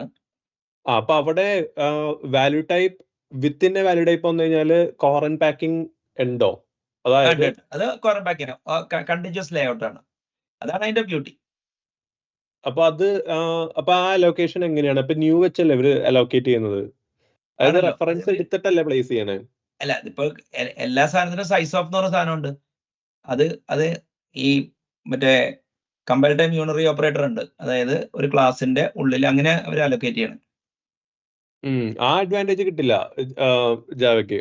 അല്ല അവിടെ അല്ല ഇപ്പൊ അങ്ങനെ അഡ്വാൻറ്റേജ് ആണ്. ഞാൻ ഈ മറ്റേ സം ടൈപ്പ് മറ്റേ പാറ്റേൺ മാച്ചിങ്ങും യൂണിയൻ ടൈപ്പും ജാവയിൽ വന്ന C# വന്ന പറക്കും കോഡ്. മനസ്സിലായില്ലേ? കൺവീനിയൻസും ഉണ്ട്, മറ്റേ C++ന്റെ ഗെയിം പ്രോഗ്രാമിംഗിൽ കിട്ടുന്ന കോഹറൻസും ഉണ്ട്. സാറേ ജിറ്റില് മറ്റേ ജിറ്റിലല്ല, ഈ GC ലെവലിൽ ഈ സാധനം റീഅറേഞ്ച്മെന്റ് നടത്താൻ പറ്റും. പക്ഷെ ജിറ്റും ഇതും കൂടി ഹാൻഡ് ഇൻ ഹാൻഡ് ആയിട്ട് വർക്ക് ചെയ്ത് നടക്കണം. അത് ബുദ്ധിമുട്ടാ. ഇൻഫർമേഷൻ കിട്ടിയാൽ പറ്റും സോഴ്സിന്റെ. സോഴ്സിന്റെ ഇൻഫർമേഷൻ ഇല്ലാത്തതുകൊണ്ടാണ് അവർക്ക് ഡിറ്റക്ട് ചെയ്യാൻ പറ്റില്ല ഇത് എവിടെ കൊണ്ട് ഏതാണ് ഒബ്ജക്റ്റിന്റെ ബൗണ്ടറി എന്നുള്ളത്.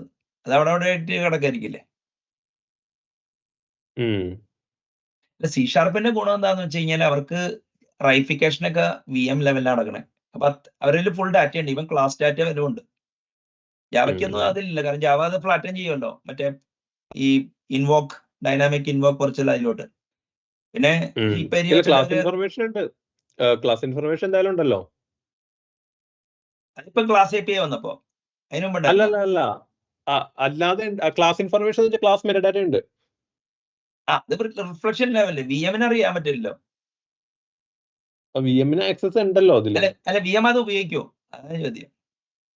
ജിറ്റ് ബേസ്ഡ് ഓൺ അതാണ്. അത് ഞാൻ പക്ഷെ ഞാൻ ചോദിക്കണെന്ന് വെച്ചാല് ഇപ്പൊ നിങ്ങൾക്ക് ഒരു യൂസർ റിഫ്ലക്ഷൻ എന്നുള്ള ഫീച്ചർ ഒരു യൂസർ കൺവീനിയൻസ് ഫീച്ചർ ആണോ അതെയോ ഈ റൺ ടൈമിന് എഫിഷ്യന്റ് ആയിട്ട് വർക്ക് ചെയ്യേണ്ട സാധനം? അതിന്റെ ഉദ്ദേശം എന്തായാലും യൂസർ കൺവീനിയൻസ് ആയിരുന്നു എനിക്ക് ഉറപ്പാ.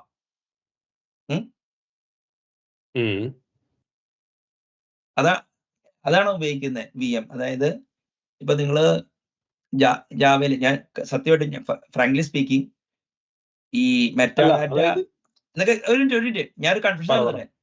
അതായത് എന്റെ ഒരു മിസ്റ്റേക്ക് എന്ന് പറഞ്ഞു കഴിഞ്ഞാൽ നിങ്ങൾ ഇപ്പൊ പറഞ്ഞപ്പോഴാണ് മെറ്റാഡാറ്റ ഈ ഒപ്റ്റിമൈസേഷന് ഉപയോഗിക്കേണ്ടതെന്ന് ഞാൻ ആലോചിച്ചിട്ട് പോലും ഉണ്ടായില്ല എന്റെ ഈ ലൈഫ് ടൈമിൽ. ഉറപ്പാണ് ഉപയോഗിക്കാൻ സാധ്യത ഉപയോഗിക്കുന്നുണ്ടാവും, ഉറപ്പാണത്.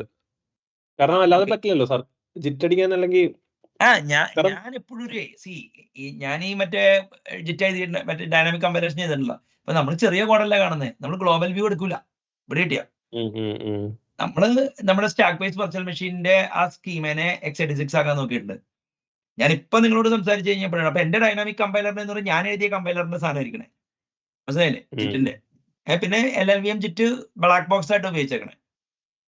അപ്പോ നിങ്ങൾ പറയുന്നത് വെർച്വൽ മെഷീൻ മറ്റേ എന്താ പറയാ മെറ്റാഡാറ്റ ഈ ഞാൻ വിചാരിച്ചിരുന്നത്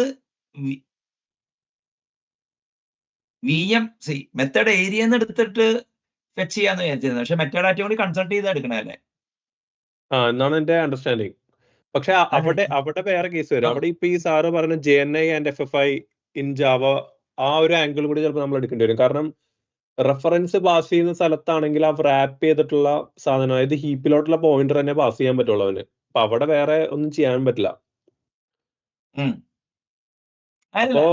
അപ്പൊ ഒരു അല്ല ഇപ്പൊ എന്താ അറിയാമോ, ഞാൻ ഈ ലോക്കൽ ജിറ്റിന്റെ പോയിന്റ് ഓഫ് വ്യൂ ചിന്തിക്കണേ. ഞാൻ ഒരു ഈവൻ ഹോൾ മൊഡ്യൂൾ ഒപ്റ്റിമൈസേഷൻ നടത്താമല്ലോ നമ്മൾ മറ്റേത് ചെയ്യുകയാണെങ്കിൽ. അതെ. അതായത് ഹോട്ട്സ്പോട്ട് എന്ന് പറയുമ്പോൾ ശരിക്കും പറഞ്ഞാൽ ആ സ്പെസിഫിക് മെത്തേഡ് ആണ്.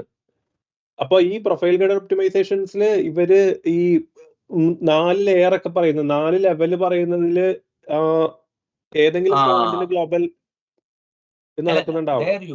അല്ല ഇപ്പൊ എനിക്ക് മനസ്സിലായി എന്താ ഫ്രെയിമിലൊന്നും ഉണ്ടാവില്ല. ഞാൻ PGO C++ന്റെ കോണ്ടെക്സ്റ്റിലും മറ്റേ ഞാനൊരു ലോക്കൽ പ്രോഗ്രാമിന്റെ കോണ്ടെക്സ്റ്റില് അത് ലോക്കൽ പ്രോഗ്രാം ഇപ്പൊ ശരിക്കും പറഞ്ഞു കഴിഞ്ഞാൽ JVM-ന്റെ PGO ചെയ്തിട്ടുണ്ട് ഇവര്. അതിന്റെ മുകളിലാണ് നമ്മുടെ PGO അല്ലേ? എന്റെ തലയിൽ അത് പോയില്ല ചേർത്ത്. അതായത് JVM-ന്റെ PGO ഏതാ പറഞ്ഞോ. എന്റെ പ്രശ്നം എന്ന് വെച്ചാല് ഈ എന്റെ എക്സ്പീരിയൻസ് ആണ് ഞാൻ ജനറലൈസ് ചെയ്യണേ. അപ്പൊ ഞാൻ ജിറ്റ് എഴുതിയിട്ടുണ്ട്, ഞാൻ നേറ്റീവ് കോഡ് വിളിച്ചിട്ടുണ്ട്. അപ്പൊ നമുക്കൊരു വെർച്വൽ മെഷീൻ എങ്ങനെയാണ് എഞ്ചിനീയർ ചെയ്യാന്നുള്ളതുണ്ടല്ലോ. പക്ഷേ ഈ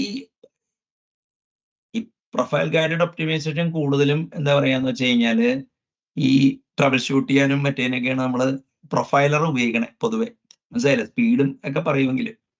അപ്പൊ ഈ JVM നമ്മൾ C++ നോക്കുമ്പോൾ നമ്മള് നമ്മുടെ ജാവ പ്രോഗ്രാമാണ് നമ്മൾ ഒപ്റ്റിമൈസ് ചെയ്യണം. പക്ഷെ അതിന്റെ VM പ്രൊഫൈൽ ഗൈഡഡ് ഒപ്റ്റിമൈസേഷൻ എനിക്ക് ഇപ്പോഴാണ് എത്തിയത്. മനസ്സിലായ? ഇപ്പൊ എനിക്ക് മനസ്സിലായി. ഡെഫിനറ്റ്ലി യൂസ് ചെയ്യണ്ടാവുന്ന ഉറപ്പാ. ഏത് ഈ പറയുന്ന മറ്റേ മെറ്റഡാറ്റ. എനിക്ക് ഇത്ര നേരം കൈ പോയില്ലാന്ന് ഇല്ല വേറെ അതൊരു അപ്പൊ എനിക്ക് ഇതിന്ന് മനസ്സിലായെന്ന് അറിയാമോ, ചില കാര്യങ്ങൾ പഠിക്കണമെന്ന് മനസ്സിലായില്ലെങ്കിൽ ഇതിനൊക്കെ കൊള്ളാം. ഓക്കെ, അപ്പൊ നമ്മള്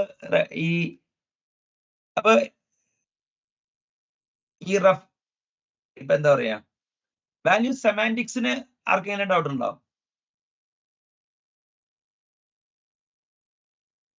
എന്തിനായിരിക്കും അങ്ങനെ ഒരു ക്ലാസ്? വാല്യൂ സെമാന്റിക് ഒന്നുകൂടി പറഞ്ഞ പ്രസിദ്ധി ഞാൻ കറക്റ്റ് ആയിട്ട് ഓർക്കും. അതായത് വാല്യൂ സെമാന്റിക്സ് എന്ന് വെച്ചിട്ടുണ്ടെങ്കിൽ റെഫറൻസ് ടൈപ്പ് ബിഹേവിംഗ് ആയിട്ട് എന്തിനാണ് അങ്ങനെ ചെയ്യണേ? ടൈപ്പ് സേഫ്റ്റി ആണോ? ലോക്ക് ഇടേണ്ടി വരും അല്ലെങ്കിൽ എല്ലായിടത്തും. അതന്നെ ടൈപ്പ് സേഫ്റ്റി, അതന്നെ അല്ലേ, മറ്റേ റേസ് കണ്ടീഷൻ അവോയ്ഡ് ചെയ്യാൻ വേണ്ടി. അതല്ലേ അല്ല, ഇത് അതിന്റെ യൂസേജ് തലത്തില് ഞാൻ പറഞ്ഞ പോയിന്റ് ഒരു VM ഉണ്ടാക്കുന്നവര് വാല്യൂ സെമാൻറ്റിക്സ് ഉണ്ടാക്കുന്നതിന്റെ റീസൺ എന്താ വെച്ചാല് ഫ്രീക്വന്റ്ലി യൂസ്ഡ് റെഫറൻസ് ടൈപ്സിനെയാണ് അവർ അങ്ങനെ കൊടുക്കുന്നത്. അപ്പൊ ലോക്ക് ഇടണ്ട, നിങ്ങൾക്ക് ത്രെഡ് സേഫാ. അവരെന്തുകൊണ്ട് വാല്യൂ ടൈപ്സ് ഉപയോഗിച്ചില്ല അതിന്? അല്ല വാല്യൂ ടൈപ്പ് നേരത്തെ ചോദിച്ച ക്വസ്റ്റ്യൻ ഉണ്ട്. അതായത് അല്ല വാല്യൂ ടൈപ്പ് ചെറിയ ഡാറ്റയ്ക്കല്ലേ പറ്റുള്ളൂ, അല്ലെങ്കിൽ അറിയാ വാല്യൂ ടൈപ്പ് ഉണ്ടാക്കണ്ടേ? ഇതിപ്പോ 5 MB മെമ്മറിയുടെ സ്ട്രിങ് ഉണ്ടാക്കാൻ പറ്റുമോ? വാല്യൂ ടൈപ്പ് ഉണ്ടാക്കുമോ? അല്ലെങ്കിൽ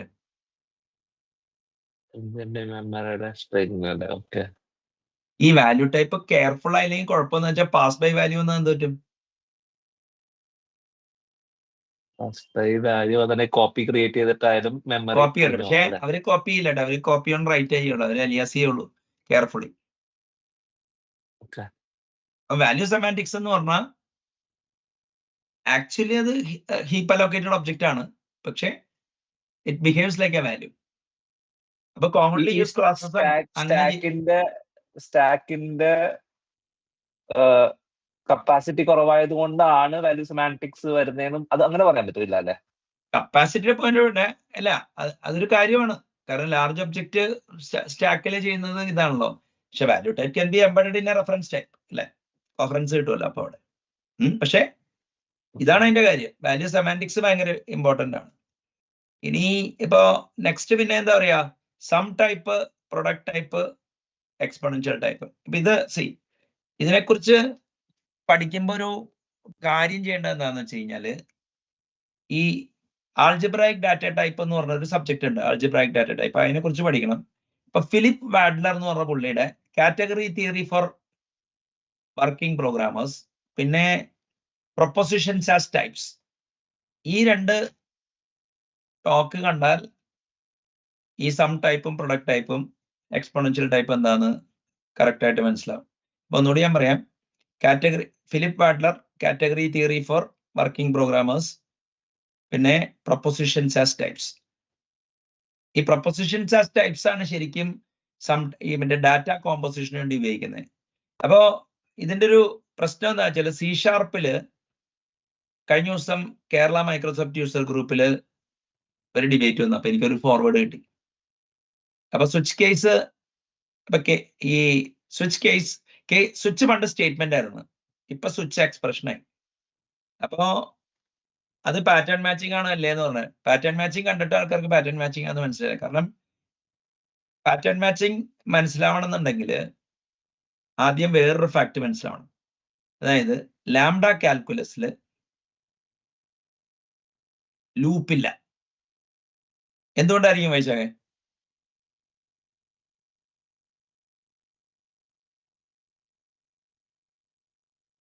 കണ്ടോ, ലൂപ്പില്ല. അപ്പൊ എല്ലാം ഫംഗ്ഷനാണ്. അപ്പൊ ലൂപ്പില്ലെങ്കിൽ എന്തായിരിക്കും? എങ്ങനെയാ ഇപ്പൊ ഐറ്ററേറ്റ് ചെയ്യും? You walk along with me. Iterate ചെയ്യുന്നത് മറ്റേ റിക്കർസീവ് ഫംഗ്ഷൻ വെച്ചിട്ട് ഓക്കെ, അല്ലേ? അപ്പോ സ്റ്റാക്കിന്റെ ഡെപ്ത് 5000 ആണ്. 10000 എലമെന്റ് ഉള്ള വാല്യൂ അഗ്രിഗേറ്റ് ചെയ്യണമെങ്കിൽ എന്ത് ചെയ്യും? നമ്മൾ മറ്റേ ടെയിൽ കോൾ അതല്ലേ, tail call recursion tail call optimisation ചെയ്യണം. അപ്പൊ അതായത് നിങ്ങളുടെ അക്യൂമുലേറ്റഡ് വാല്യൂ ഇത് ചെയ്യണം. അപ്പോ ഈ ടെയിൽ നിങ്ങളുടെ കോൾ ഫംഗ്ഷൻ ഒപ്റ്റിമൈസേഷന് മറ്റേ കമ്പ്യൂട്ടേഷണൽ റൂട്ട് റീയൂസ് ചെയ്യുന്നത് ഒന്ന് തന്നെയല്ലേ പ്രസിദ്ധി? കമ്പ്യൂട്ടേഷണൽ റൂട്ട് എന്ന് വെച്ചാൽ അല്ല, കമ്പ്യൂട്ടേഷണൽ ഇപ്പൊ ഫാക്ടോറിയൽ കണ്ടുപിടിക്കുമ്പോ 1 into 2 into 3 ഫാക്ടോറിയൽ അല്ല, മറ്റേ ഓൾറെഡി നടന്ന കമ്പ്യൂട്ടർ 1 into 2 ഫാക്ടോറിയൽ അല്ല. Okay, Memoization. അതല്ല, അത് ഡൈനാമിക് പ്രോഗ്രാമിംഗ് ആണ്. ഓക്കെ, അത് ഇതല്ലേ? ഓക്കെ, എക്സാമ്പിൾ മനസ്സിൽ വന്നില്ല. അല്ലല്ല, നിങ്ങൾ ഒരു ഇമ്പരറ്റീവ് പ്രോഗ്രാമിംഗ് സെൻസിൽ തിങ്ക് ചെയ്യുമ്പോ ഈ ഫാക്ടോറിയലിന്റെ കേസിൽ മറ്റേ എന്താ പറയാ, ഈ ഒരു റിക്കർസീവ് ഫംഗ്ഷൻ ആണല്ലോ നമ്മൾ ഉപയോഗിക്കുന്നത്. അപ്പോ പകരം നമ്മൾ എന്ത് ചെയ്യുന്ന വെച്ചാല് ആ ഒരു അക്യൂമുലേറ്റർ ഉണ്ടല്ലോ 1 into 2 into 3 എന്ന് പറഞ്ഞത്, അത് നിങ്ങൾ ഒരു പാരാമീറ്റർ ആയിട്ട് പാസ് ചെയ്ത് കഴിഞ്ഞാൽ നിങ്ങൾക്ക് ടെയിൽ കോളം റിമൂവൽ നടക്കും. ഡൈനാമിക് പ്രോഗ്രാമിംഗ് എന്ന് പറഞ്ഞാൽ അങ്ങനെയല്ല. ഇപ്പോ ഫിബൊനാച്ചിയുടെ കേസിൽ അതൊരു ഒപ്റ്റിമൽ സബ്സ്ട്രക്ചർ ഉള്ളതും മറ്റേ ഈ ഇതാണ് എന്താ പറയാ, ഓവർലാപ്പിംഗ് സബ് കമ്പ്യൂട്ടേഷൻ ഉള്ളതുകൊണ്ടാണ് അത് വർക്ക് ചെയ്യുന്നത്. എനിക്ക് കൺഫ്യൂഷൻ വന്ന ഓവർലാപ്പിംഗ് സബ് കമ്പ്യൂട്ടേഷൻ എന്ന് പറഞ്ഞാൽ ഒരു കമ്പ്യൂട്ടേഷന്റെ എക്സിന്റെ കമ്പ്യൂട്ടേഷൻ ചെയ്യുമ്പോൾ അതിൽ x/2 ഉണ്ടാവും, x+1 ചെയ്യുമ്പോൾ x/2 ഉണ്ടാവും. അപ്പൊ റിപ്പീറ്റഡ്ലി ചെയ്യേണ്ട കാര്യമില്ലല്ലോ. ഇതിപ്പോ ഈ ഡൈനാമിക് പ്രോഗ്രാമിംഗിന്റെ കേസ് എന്ന് പറഞ്ഞാൽ നിങ്ങൾ എങ്ങനെയാണ് ഒരു ഫംഗ്ഷൻ റെഫറൻഷ്യലി ട്രാൻസ്പെറന്റ് ആണെന്ന് അറിയണമെന്ന് വെച്ച് കഴിഞ്ഞാൽ, നിങ്ങൾ മെമ്മോയിസേഷൻ സപ്പോർട്ട് ചെയ്തിട്ട് നിങ്ങൾ തൗസൻഡ്സ് ഓഫ് കാൽക്കുലേഷൻ നടത്തിയിട്ട് മെമ്മോയിസേഷൻ സപ്പോർട്ട് ചെയ്യാത്ത ഫംഗ്ഷനും മെമ്മോയിസേഷൻ സപ്പോർട്ട് ചെയ്യുന്ന ഫംഗ്ഷനും സെയിം വാല്യൂ റിട്ടേൺ ചെയ്താൽ അത് റെഫറൻഷ്യലി ട്രാൻസ്പെറന്റ് ആണ്. അതായത് ഒരു ഫംഗ്ഷൻ ഒരു പർട്ടിക്കുലർ ഇൻപുട്ടിനെ വിളിച്ചാൽ സെയിം ഔട്ട്പുട്ട് ആയിരിക്കണം എവറി ടൈം വിളിക്കുമ്പോൾ. ഇപ്പൊ cos of 45 വേറെ ഓരോ തവണ വേറെ കാര്യമുണ്ടോ?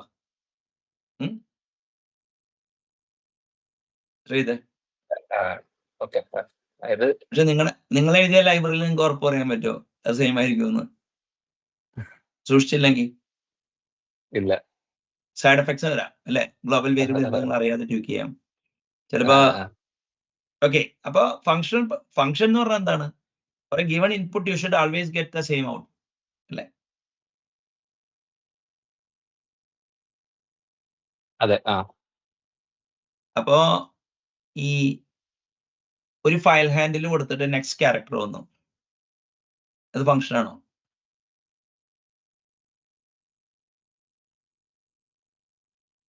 ഫയൽ ഹാൻഡിൽ കൊടുത്തിട്ട് നെക്സ്റ്റ് ക്യാരക്ടർ വന്നോ? അത് നെക്സ്റ്റ് ക്യാരക്ടർ ചോദിച്ചു നിങ്ങൾ, അപ്പൊ അത് ഫംഗ്ഷൻ ആയിരിക്കും. ഫയൽ ഹാൻഡിൽ കൊടുത്തിട്ട് നെക്സ്റ്റ് ക്യാരക്ടർ ചോദിച്ചാൽ ഫംഗ്ഷൻ STD ഔട്ട് STD ഇന്ന് അങ്ങനെ അത് ചെയ്യാനായിരിക്കും. നിങ്ങൾക്കൊരു ക്യാരക്ടർ കിട്ടിയ അപ്പൊ പ്രീവിയസ്ലി വിളിച്ച ഫംഗ്ഷനും ഈ ഫംഗ്ഷനും സെയിം ആയിരിക്കും. അതല്ല, അതാവണമെന്നില്ല. കാരണം എഴുതിയ കോഡ് തെറ്റാവാനോ അങ്ങനെ എന്തെങ്കിലും ആയിരിക്കാം അല്ലെ. അപ്പൊ നെറ്റ്വർക്ക് കോളില് നിങ്ങൾ ഒരു API ഫെയിലായി, API സക്സീഡ് ചെയ്തു, അപ്പൊ റിട്ടേൺ വാല്യൂ കറക്റ്റ് ആയിരിക്കും, സെയിം ആയിരിക്കും? ഇല്ല, രണ്ട് പോസിബിലിറ്റീസ് ഉണ്ടാവാം. അപ്പോ IO, network IO, file IO, thread, ഇനി മറ്റേ എന്താ പറയാ ഈ ഇങ്ങനത്തെ ടൈം വരുമ്പോ അവിടെ റെഫറൻഷ്യൽ ട്രാൻസ്പെറൻസി ഇല്ല. അത് ഒഴിവാക്കാൻ വേണ്ടിയാണ് ഈ എന്താ പറയാ മൊണാഡ് അപ്ലിക്കേറ്റീവ്സ് ഫങ്ക്ടേഴ്സ് എന്ന് പറഞ്ഞ സാധനമൊക്കെ ഉണ്ടാക്കിയാണ്. റേഡിയോ അപ്പോ നമ്മുടെ ചർച്ച അതല്ല. ലാംഡ കാൽക്കുലസിൽ ലൂപ്പില്ല. അപ്പൊ ലൂപ്പില്ലെങ്കിൽ you rightly identified that okay you should use recursion. റിക്കർഷന് സ്റ്റാർട്ടപ്പിന്റെ പ്രോബ്ലം വന്നു കഴിഞ്ഞാൽ ടെയിൽ കോൾ ഒപ്റ്റിമൈസേഷൻ ആണ്. ഫിബൊനാച്ചിയുടെ കേസിലും ടെയിൽ കോൾ ഒപ്റ്റിമൈസേഷൻ ആണ്. എന്തുകൊണ്ടാ? നിങ്ങൾക്ക് കാലേക്കുട്ടി അറിയാം ഇല്ലേ, മറ്റേ എത്ര തവണ റിക്കർസ് ചെയ്യണമെന്ന് ഇല്ലേ? ഒരു ബൈനറി റിക്കർഷൻ അല്ലേ അത്? അതെ അതെ. ഇതാണ് 3 ആണെങ്കിൽ ഫിക്സഡ് ലെങ്ത് റിക്കർഷൻ നിങ്ങൾക്ക് കാലക്കൂട്ടി അറിയാം. അപ്പൊ ടെയിൽ കോൾ ഒപ്റ്റിമൈസേഷൻ എളുപ്പോ. But what about a directory hierarchy? അറിയില്ല, കാരണം അതങ്ങ് ലൂപ്പ് ചെയ്ത് പോവാം. അപ്പൊ അങ്ങനെ വരുമ്പോ നിങ്ങൾക്ക് കമ്പ്യൂട്ടേഷൻ അത് പ്രോസസ് ചെയ്യാൻ വേണ്ടി പ്രൊസീജിയറൽ കോഡ് എഴുതേണ്ടി വരില്ലേ സൂക്ഷിച്ചില്ലെങ്കിൽ? എത്ര പ്രാവശ്യം മറ്റേ ഇപ്പൊ ഒരു ഫോൾഡർ 10 ഫയൽ ഉണ്ടാവും, ചിലത് 17 ആയിരിക്കും. അല്ലെങ്കിൽ എത്ര ഫോൾഡർ ഉണ്ടെന്ന് അറിയാൻ പറ്റില്ല. പാറ്റേൺ ആയാലും വെച്ചാൽ പോലെ പ്രൊസീജിയർ ടെയിൽ എൻഡ് ചെയ്യുന്നത് എന്താ അങ്ങനെ പറ്റില്ലേ? അല്ല അപ്പൊ അങ്ങനെ വരുമ്പോ എന്ത് ചെയ്യും? നിങ്ങള് ഒരു സ്വിച്ച് കേസിന്റെ ഉള്ളിൽ കേസ് ഇങ്ങനെയാണെങ്കിൽ RHS നിങ്ങൾ റിക്കർസീവ് കോളൊക്കെ വെച്ചിട്ട് നിങ്ങൾ കമ്പ്യൂട്ടേഷൻ ഒരു പ്രത്യേക രീതിയിൽ പാറ്റേൺ മാച്ച് ചെയ്യും. അപ്പൊ ആ പാറ്റേൺ മാച്ചിങ്ങിനെ കമ്പൈലർ എടുത്തിട്ട് ഇമ്പരറ്റീവ് കോഡാക്കി മാറ്റും.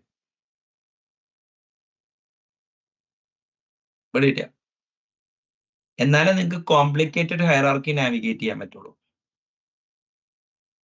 അതായത് നിങ്ങളുടെ ഡാറ്റ ഇപ്പൊ ഒരു ഓർഗനൈസേഷൻ ഡാറ്റയാന്ന് വെച്ചോ, ഒരു family data, husband, wife, list of kids. അപ്പൊ കിഡ്സ് തന്നെ മെയിൽ കിഡ് ഉണ്ട്, ഫീമെയിൽ കിഡ് ഉണ്ട്. അപ്പൊ 4 ടൈപ്പ് ആയി അവിടെ. അതായത് male type, female type, male kid type, female kid type. അത് 4 കാര്യങ്ങളുടെ കമ്പോസിഷൻ ആണ് ഒരു ഫാമിലി. ആ ഫാമിലിയുടെ ഒരു 10-30 ഫാമിലീസ് ഉള്ള ഒരു സാധനമായിരിക്കും ഒരു കോളനി. അപ്പൊ കുറെ കോളനി കൂടി ഇതായിരിക്കും ഒരു വില്ലേജ്. ഓക്കെ, അപ്പൊ നിങ്ങൾ ഡാറ്റ മോഡൽ ചെയ്യാന്ന് വെച്ചോ. അങ്ങനെ വരുമ്പോ നിങ്ങൾ എങ്ങനെയാ അത് ഇപ്പോ ഒരു കോളനിയിൽ എത്ര കുട്ടികളുണ്ടെന്ന് കണ്ടുപിടിക്കണം. നിങ്ങൾ എങ്ങനെ ട്രാവേഴ്സ് ചെയ്യും? ഫങ്ഷണലി. അതിനാണ് പാറ്റേൺ മാച്ചിങ്. കിട്ടിയ ഇമ്പരറ്റീവ് ആണെങ്കിൽ ഓരോന്നോരോന്ന് പോയി ചെക്ക് ചെയ്യേണ്ടി വരും അല്ലേ? പിന്നെ അത് ട്രാവൽ ചെയ്യാൻ നിങ്ങൾക്ക് അതാണ് കോമ്പോസിറ്റ് വിസിറ്റർ. ഇപ്പൊ ലാംഡ കാൽക്കുലസിൽ ലൂപ്പ് ഇല്ലാത്തത് കൊണ്ട് മറ്റേ ഈ റിക്കർസീവ് കോൾ, റിക്കർഷന്റെ ഡെപ്ത് കുറയ്ക്കാൻ വേണ്ടി tail call optimisation fixed a priori depth അറിയാമെങ്കിൽ ടെയിൽ കോൾ ഒപ്റ്റിമൈസ് ചെയ്യാം, ഇവിടെ ഇപ്പൊ 4 പ്രാവശ്യം റിക്കർസ് ചെയ്താൽ. ബട്ട് വേരിയബിൾ ലെങ്ത് സ്ട്രക്ചേഴ്സിൽ അങ്ങനെ ഒരു സ്കോപ്പ് ഇല്ല. അപ്പൊ ലിസ്റ്റ് ഓഫ് മറ്റേ എന്താ പറയാ male kid or female kid. അപ്പൊ male kid or female kid എന്നൊരു സം ടൈപ്പിന്റെ ലിസ്റ്റ് ആണ് ഉണ്ടാക്കേണ്ടത്.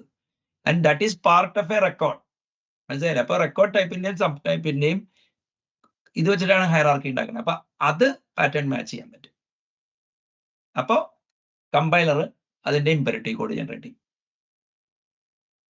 I think I inadvertently summed up switch case. അല്ലാതെ ഈ ലെവലില് സ്വിച്ച് കേസ്, അപ്പൊ സ്വിച്ച് കേസ് എന്ന് പറഞ്ഞാൽ ടോപ്പ് മോസ്റ്റ് എലമെന്റ് മറ്റേ ബ്രേക്ക് ചെയ്യാൻ വേണ്ടിയുള്ള സാധനമാണ്. മനസ്സിലായില്ലേ? അതിങ്ങനെ റിക്കർസീവ്ലി എഴുതിയല്ലോ. അതായത് ഒരു റിക്കർസീവ് ഫംഗ്ഷന്റെ ഉള്ളില് മറ്റേ സ്വിച്ച് കേസ് ഇട്ടിട്ട് റിക്കർസീവ് കോൾ നടത്തിയാലേ പാറ്റേൺ മാച്ചിങ് കംപ്ലീറ്റ് ആവുന്നു. അപ്പൊ അതാണ് അതിന്റെ ഒരു ഗെയിം.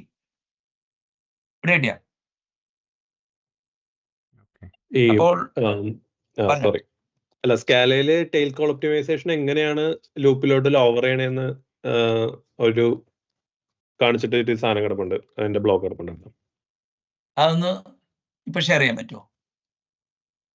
അയ്യോ, ഇപ്പൊ തന്നെ അല്ല വേണ്ട, സ്ക്രീൻ ഷെയർ ചെയ്യാൻ. ശരത്ത് അത് എടുത്തോ? ഞാൻ ഒരു ഡൗട്ട് ചോദിക്കാം, അത് ക്ലിയർ ആകുമ്പോഴേക്കും തപ്പെടുത്താൽ മതി പറ്റുമെങ്കിൽ. നമുക്ക് കൺസെപ്ച്വലി പോവാം. ലാൻഡ് ഡൗട്ട് പറയട്ടെ ശരത്ത്, നമുക്ക് എടുക്കാതെ.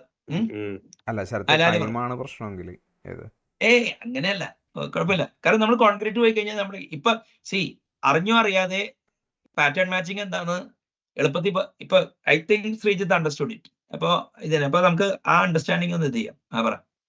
ഞാൻ നേരത്തെ എഴുതിയത് വെച്ചിട്ട് ചോദിക്കുന്ന ഒരു സംഭവം, ഈ ആ റെക്കോർഡ് ടൈപ്പ് ഇതിലെയും ജാവയിലെയും C# തമ്മിൽ വ്യത്യാസമുണ്ടോ?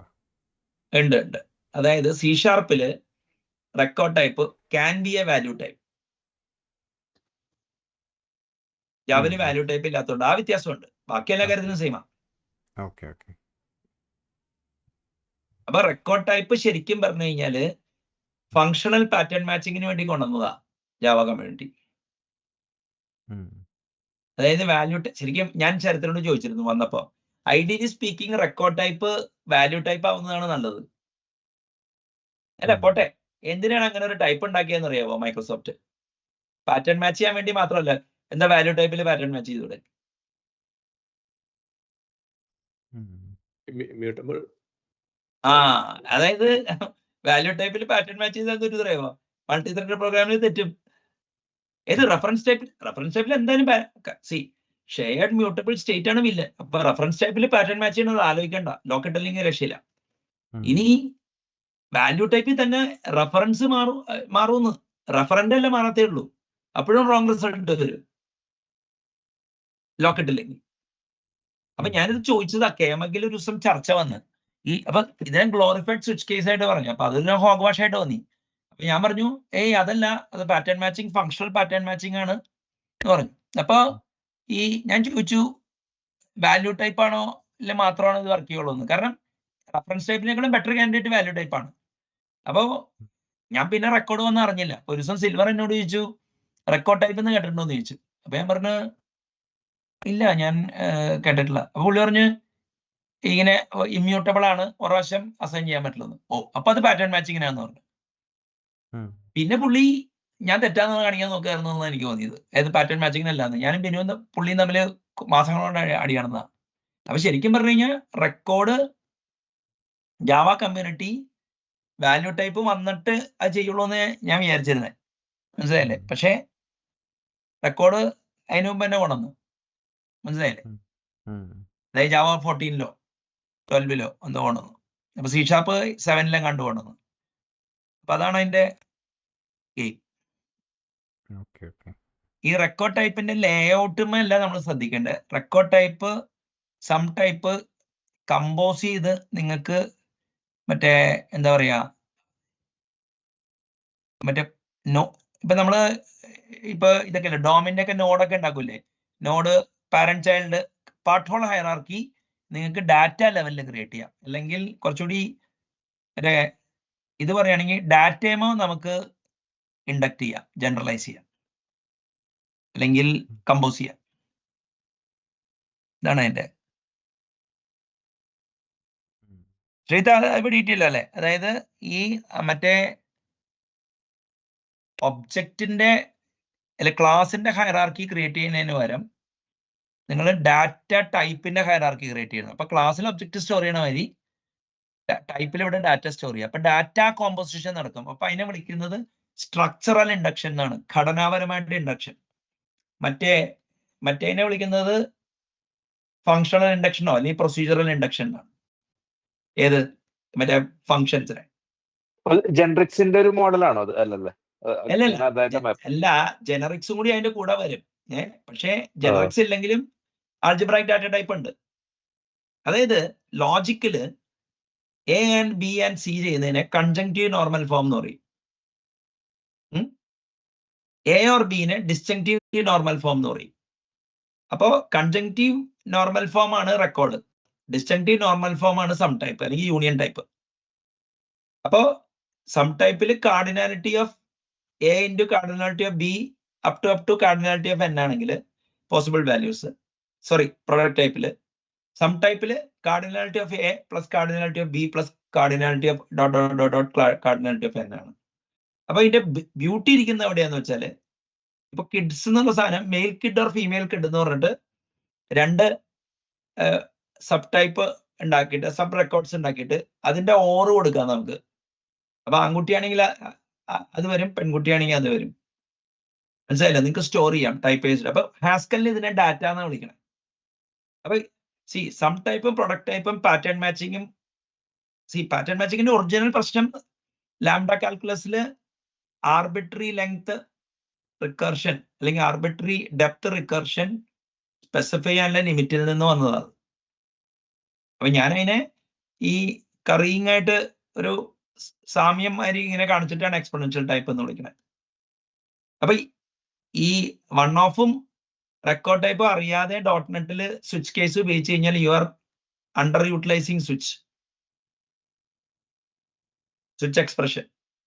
അപ്പൊ സ്വിച്ച് സ്റ്റേറ്റ്മെന്റ് വേഴ്സസ് എക്സ്പ്രഷൻ ഉണ്ട്. അതായത് ഇപ്പൊ എന്റെ കമ്പൈലറിൽ expression is what you evaluate for its value, statement is what you execute for its effect എന്നാണ്. എഫക്ട് ഓൺ വേരിയബിൾസ് ആണ്. അപ്പൊ എഫക്ട് ബേസ്ഡ് മറ്റേ എന്താ പറയാ കമ്പ്യൂട്ടേഷൻ എന്ന് പറയും, ഏത് മ്യൂട്ടബിലിറ്റി ഉണ്ടെങ്കിൽ. വാല്യൂ എപ്പോഴും ഇതാണ്. അപ്പൊ ഈ ഫങ്ഷണൽ പ്രോഗ്രാമിംഗിൽ തന്നെ എക്സ്പ്രഷൻ ഓറിയന്റഡ് കമ്പ്യൂട്ടിംഗ് അത് നമുക്ക് സൂക്ഷിച്ചറിയാം. ഈ കണ്ടീഷൻ മറ്റേ block else condition else block എന്ന് പറഞ്ഞു വന്നു കഴിഞ്ഞാൽ ടെർണറി ഓപ്പറേറ്റർ ആക്കിയെന്ന് വെച്ചോ, നിങ്ങൾക്ക് എളുപ്പത്തിൽ അത് എക്സ്പ്രഷന്റെ ഭാഗമാക്കാം. അതേമാതിരി സ്വിച്ച് സ്റ്റേറ്റ്മെന്റിനെ സ്വിച്ച് എക്സ്പ്രഷൻ ആക്കി മാറ്റിയെന്നുള്ളൂ.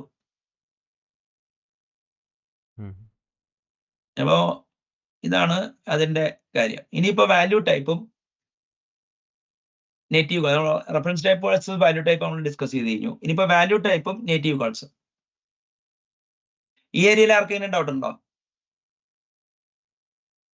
എന്റെ ഒരു ആർഗ്യുമെന്റ് എന്താ വെച്ചാല്, നിങ്ങളൊരു API ഉണ്ടാക്കുമ്പോൾ വാല്യൂ ടൈപ്പോ വാല്യൂ സെമാൻറ്റിക്സോ നിങ്ങൾ എടുക്കാൻ പാടുള്ളൂ എന്നാണ് എൻ്റെ ഒരു മതം.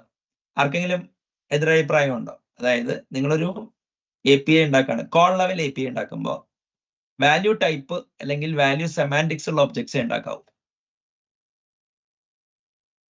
ലാലിന്റെ ടേക്ക് എന്താ? അത് എപ്പോഴും പോസിബിൾ ആണോ? അല്ല, വാല്യൂ സെമാൻറ്റിക്സ് അല്ലെങ്കിൽ എന്താ കുഴപ്പം? ആ API ലാലിന്റെ കോളിംഗ് പ്രോഗ്രാം ചേഞ്ച് ചെയ്യും ലാലെ അറിയാതെ. ഇതൊരു ഫങ്ഷണൽ പ്രോഗ്രാമിംഗിലോട്ടുള്ള യൂണിഫിക്കേഷൻ അല്ലേ? അതായത് അല്ല ഡാറ്റ ട്രാൻസ്ഫോർമേഷൻ എന്നുള്ളത് അങ്ങനെയല്ലേ?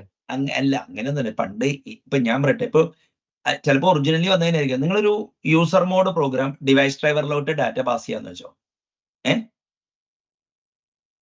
നിങ്ങൾ ഡാറ്റ പാക്കറ്റ് അങ്ങോട്ട് പാസ് ചെയ്യോ, അതെയോ നിങ്ങളുടെ ഡാറ്റയുടെ ലേഔട്ട് ഫുൾ അങ്ങോട്ട് കൊടുക്കുമോ? നിങ്ങൾക്ക് എടുക്കാൻ പറ്റില്ല. ചിലപ്പോൾ അവിടെ നിന്ന് പ്രൊട്ടക്റ്റഡ് ആയിരിക്കും. ഇവരിപ്പോ കോപ്പി ചെയ്യുന്ന യൂസർ സ്പേസിൽ നിന്ന് അങ്ങോട്ടേക്ക് കോപ്പി ചെയ്യോ, റെഫറൻസ് മാറ്റുകയോ ചെയ്യും. അപ്പൊ എന്താ കാര്യം എന്ന് പറഞ്ഞാൽ നിങ്ങൾക്ക് സീറോ കോപ്പി കോഡിങ് ചെയ്യാം.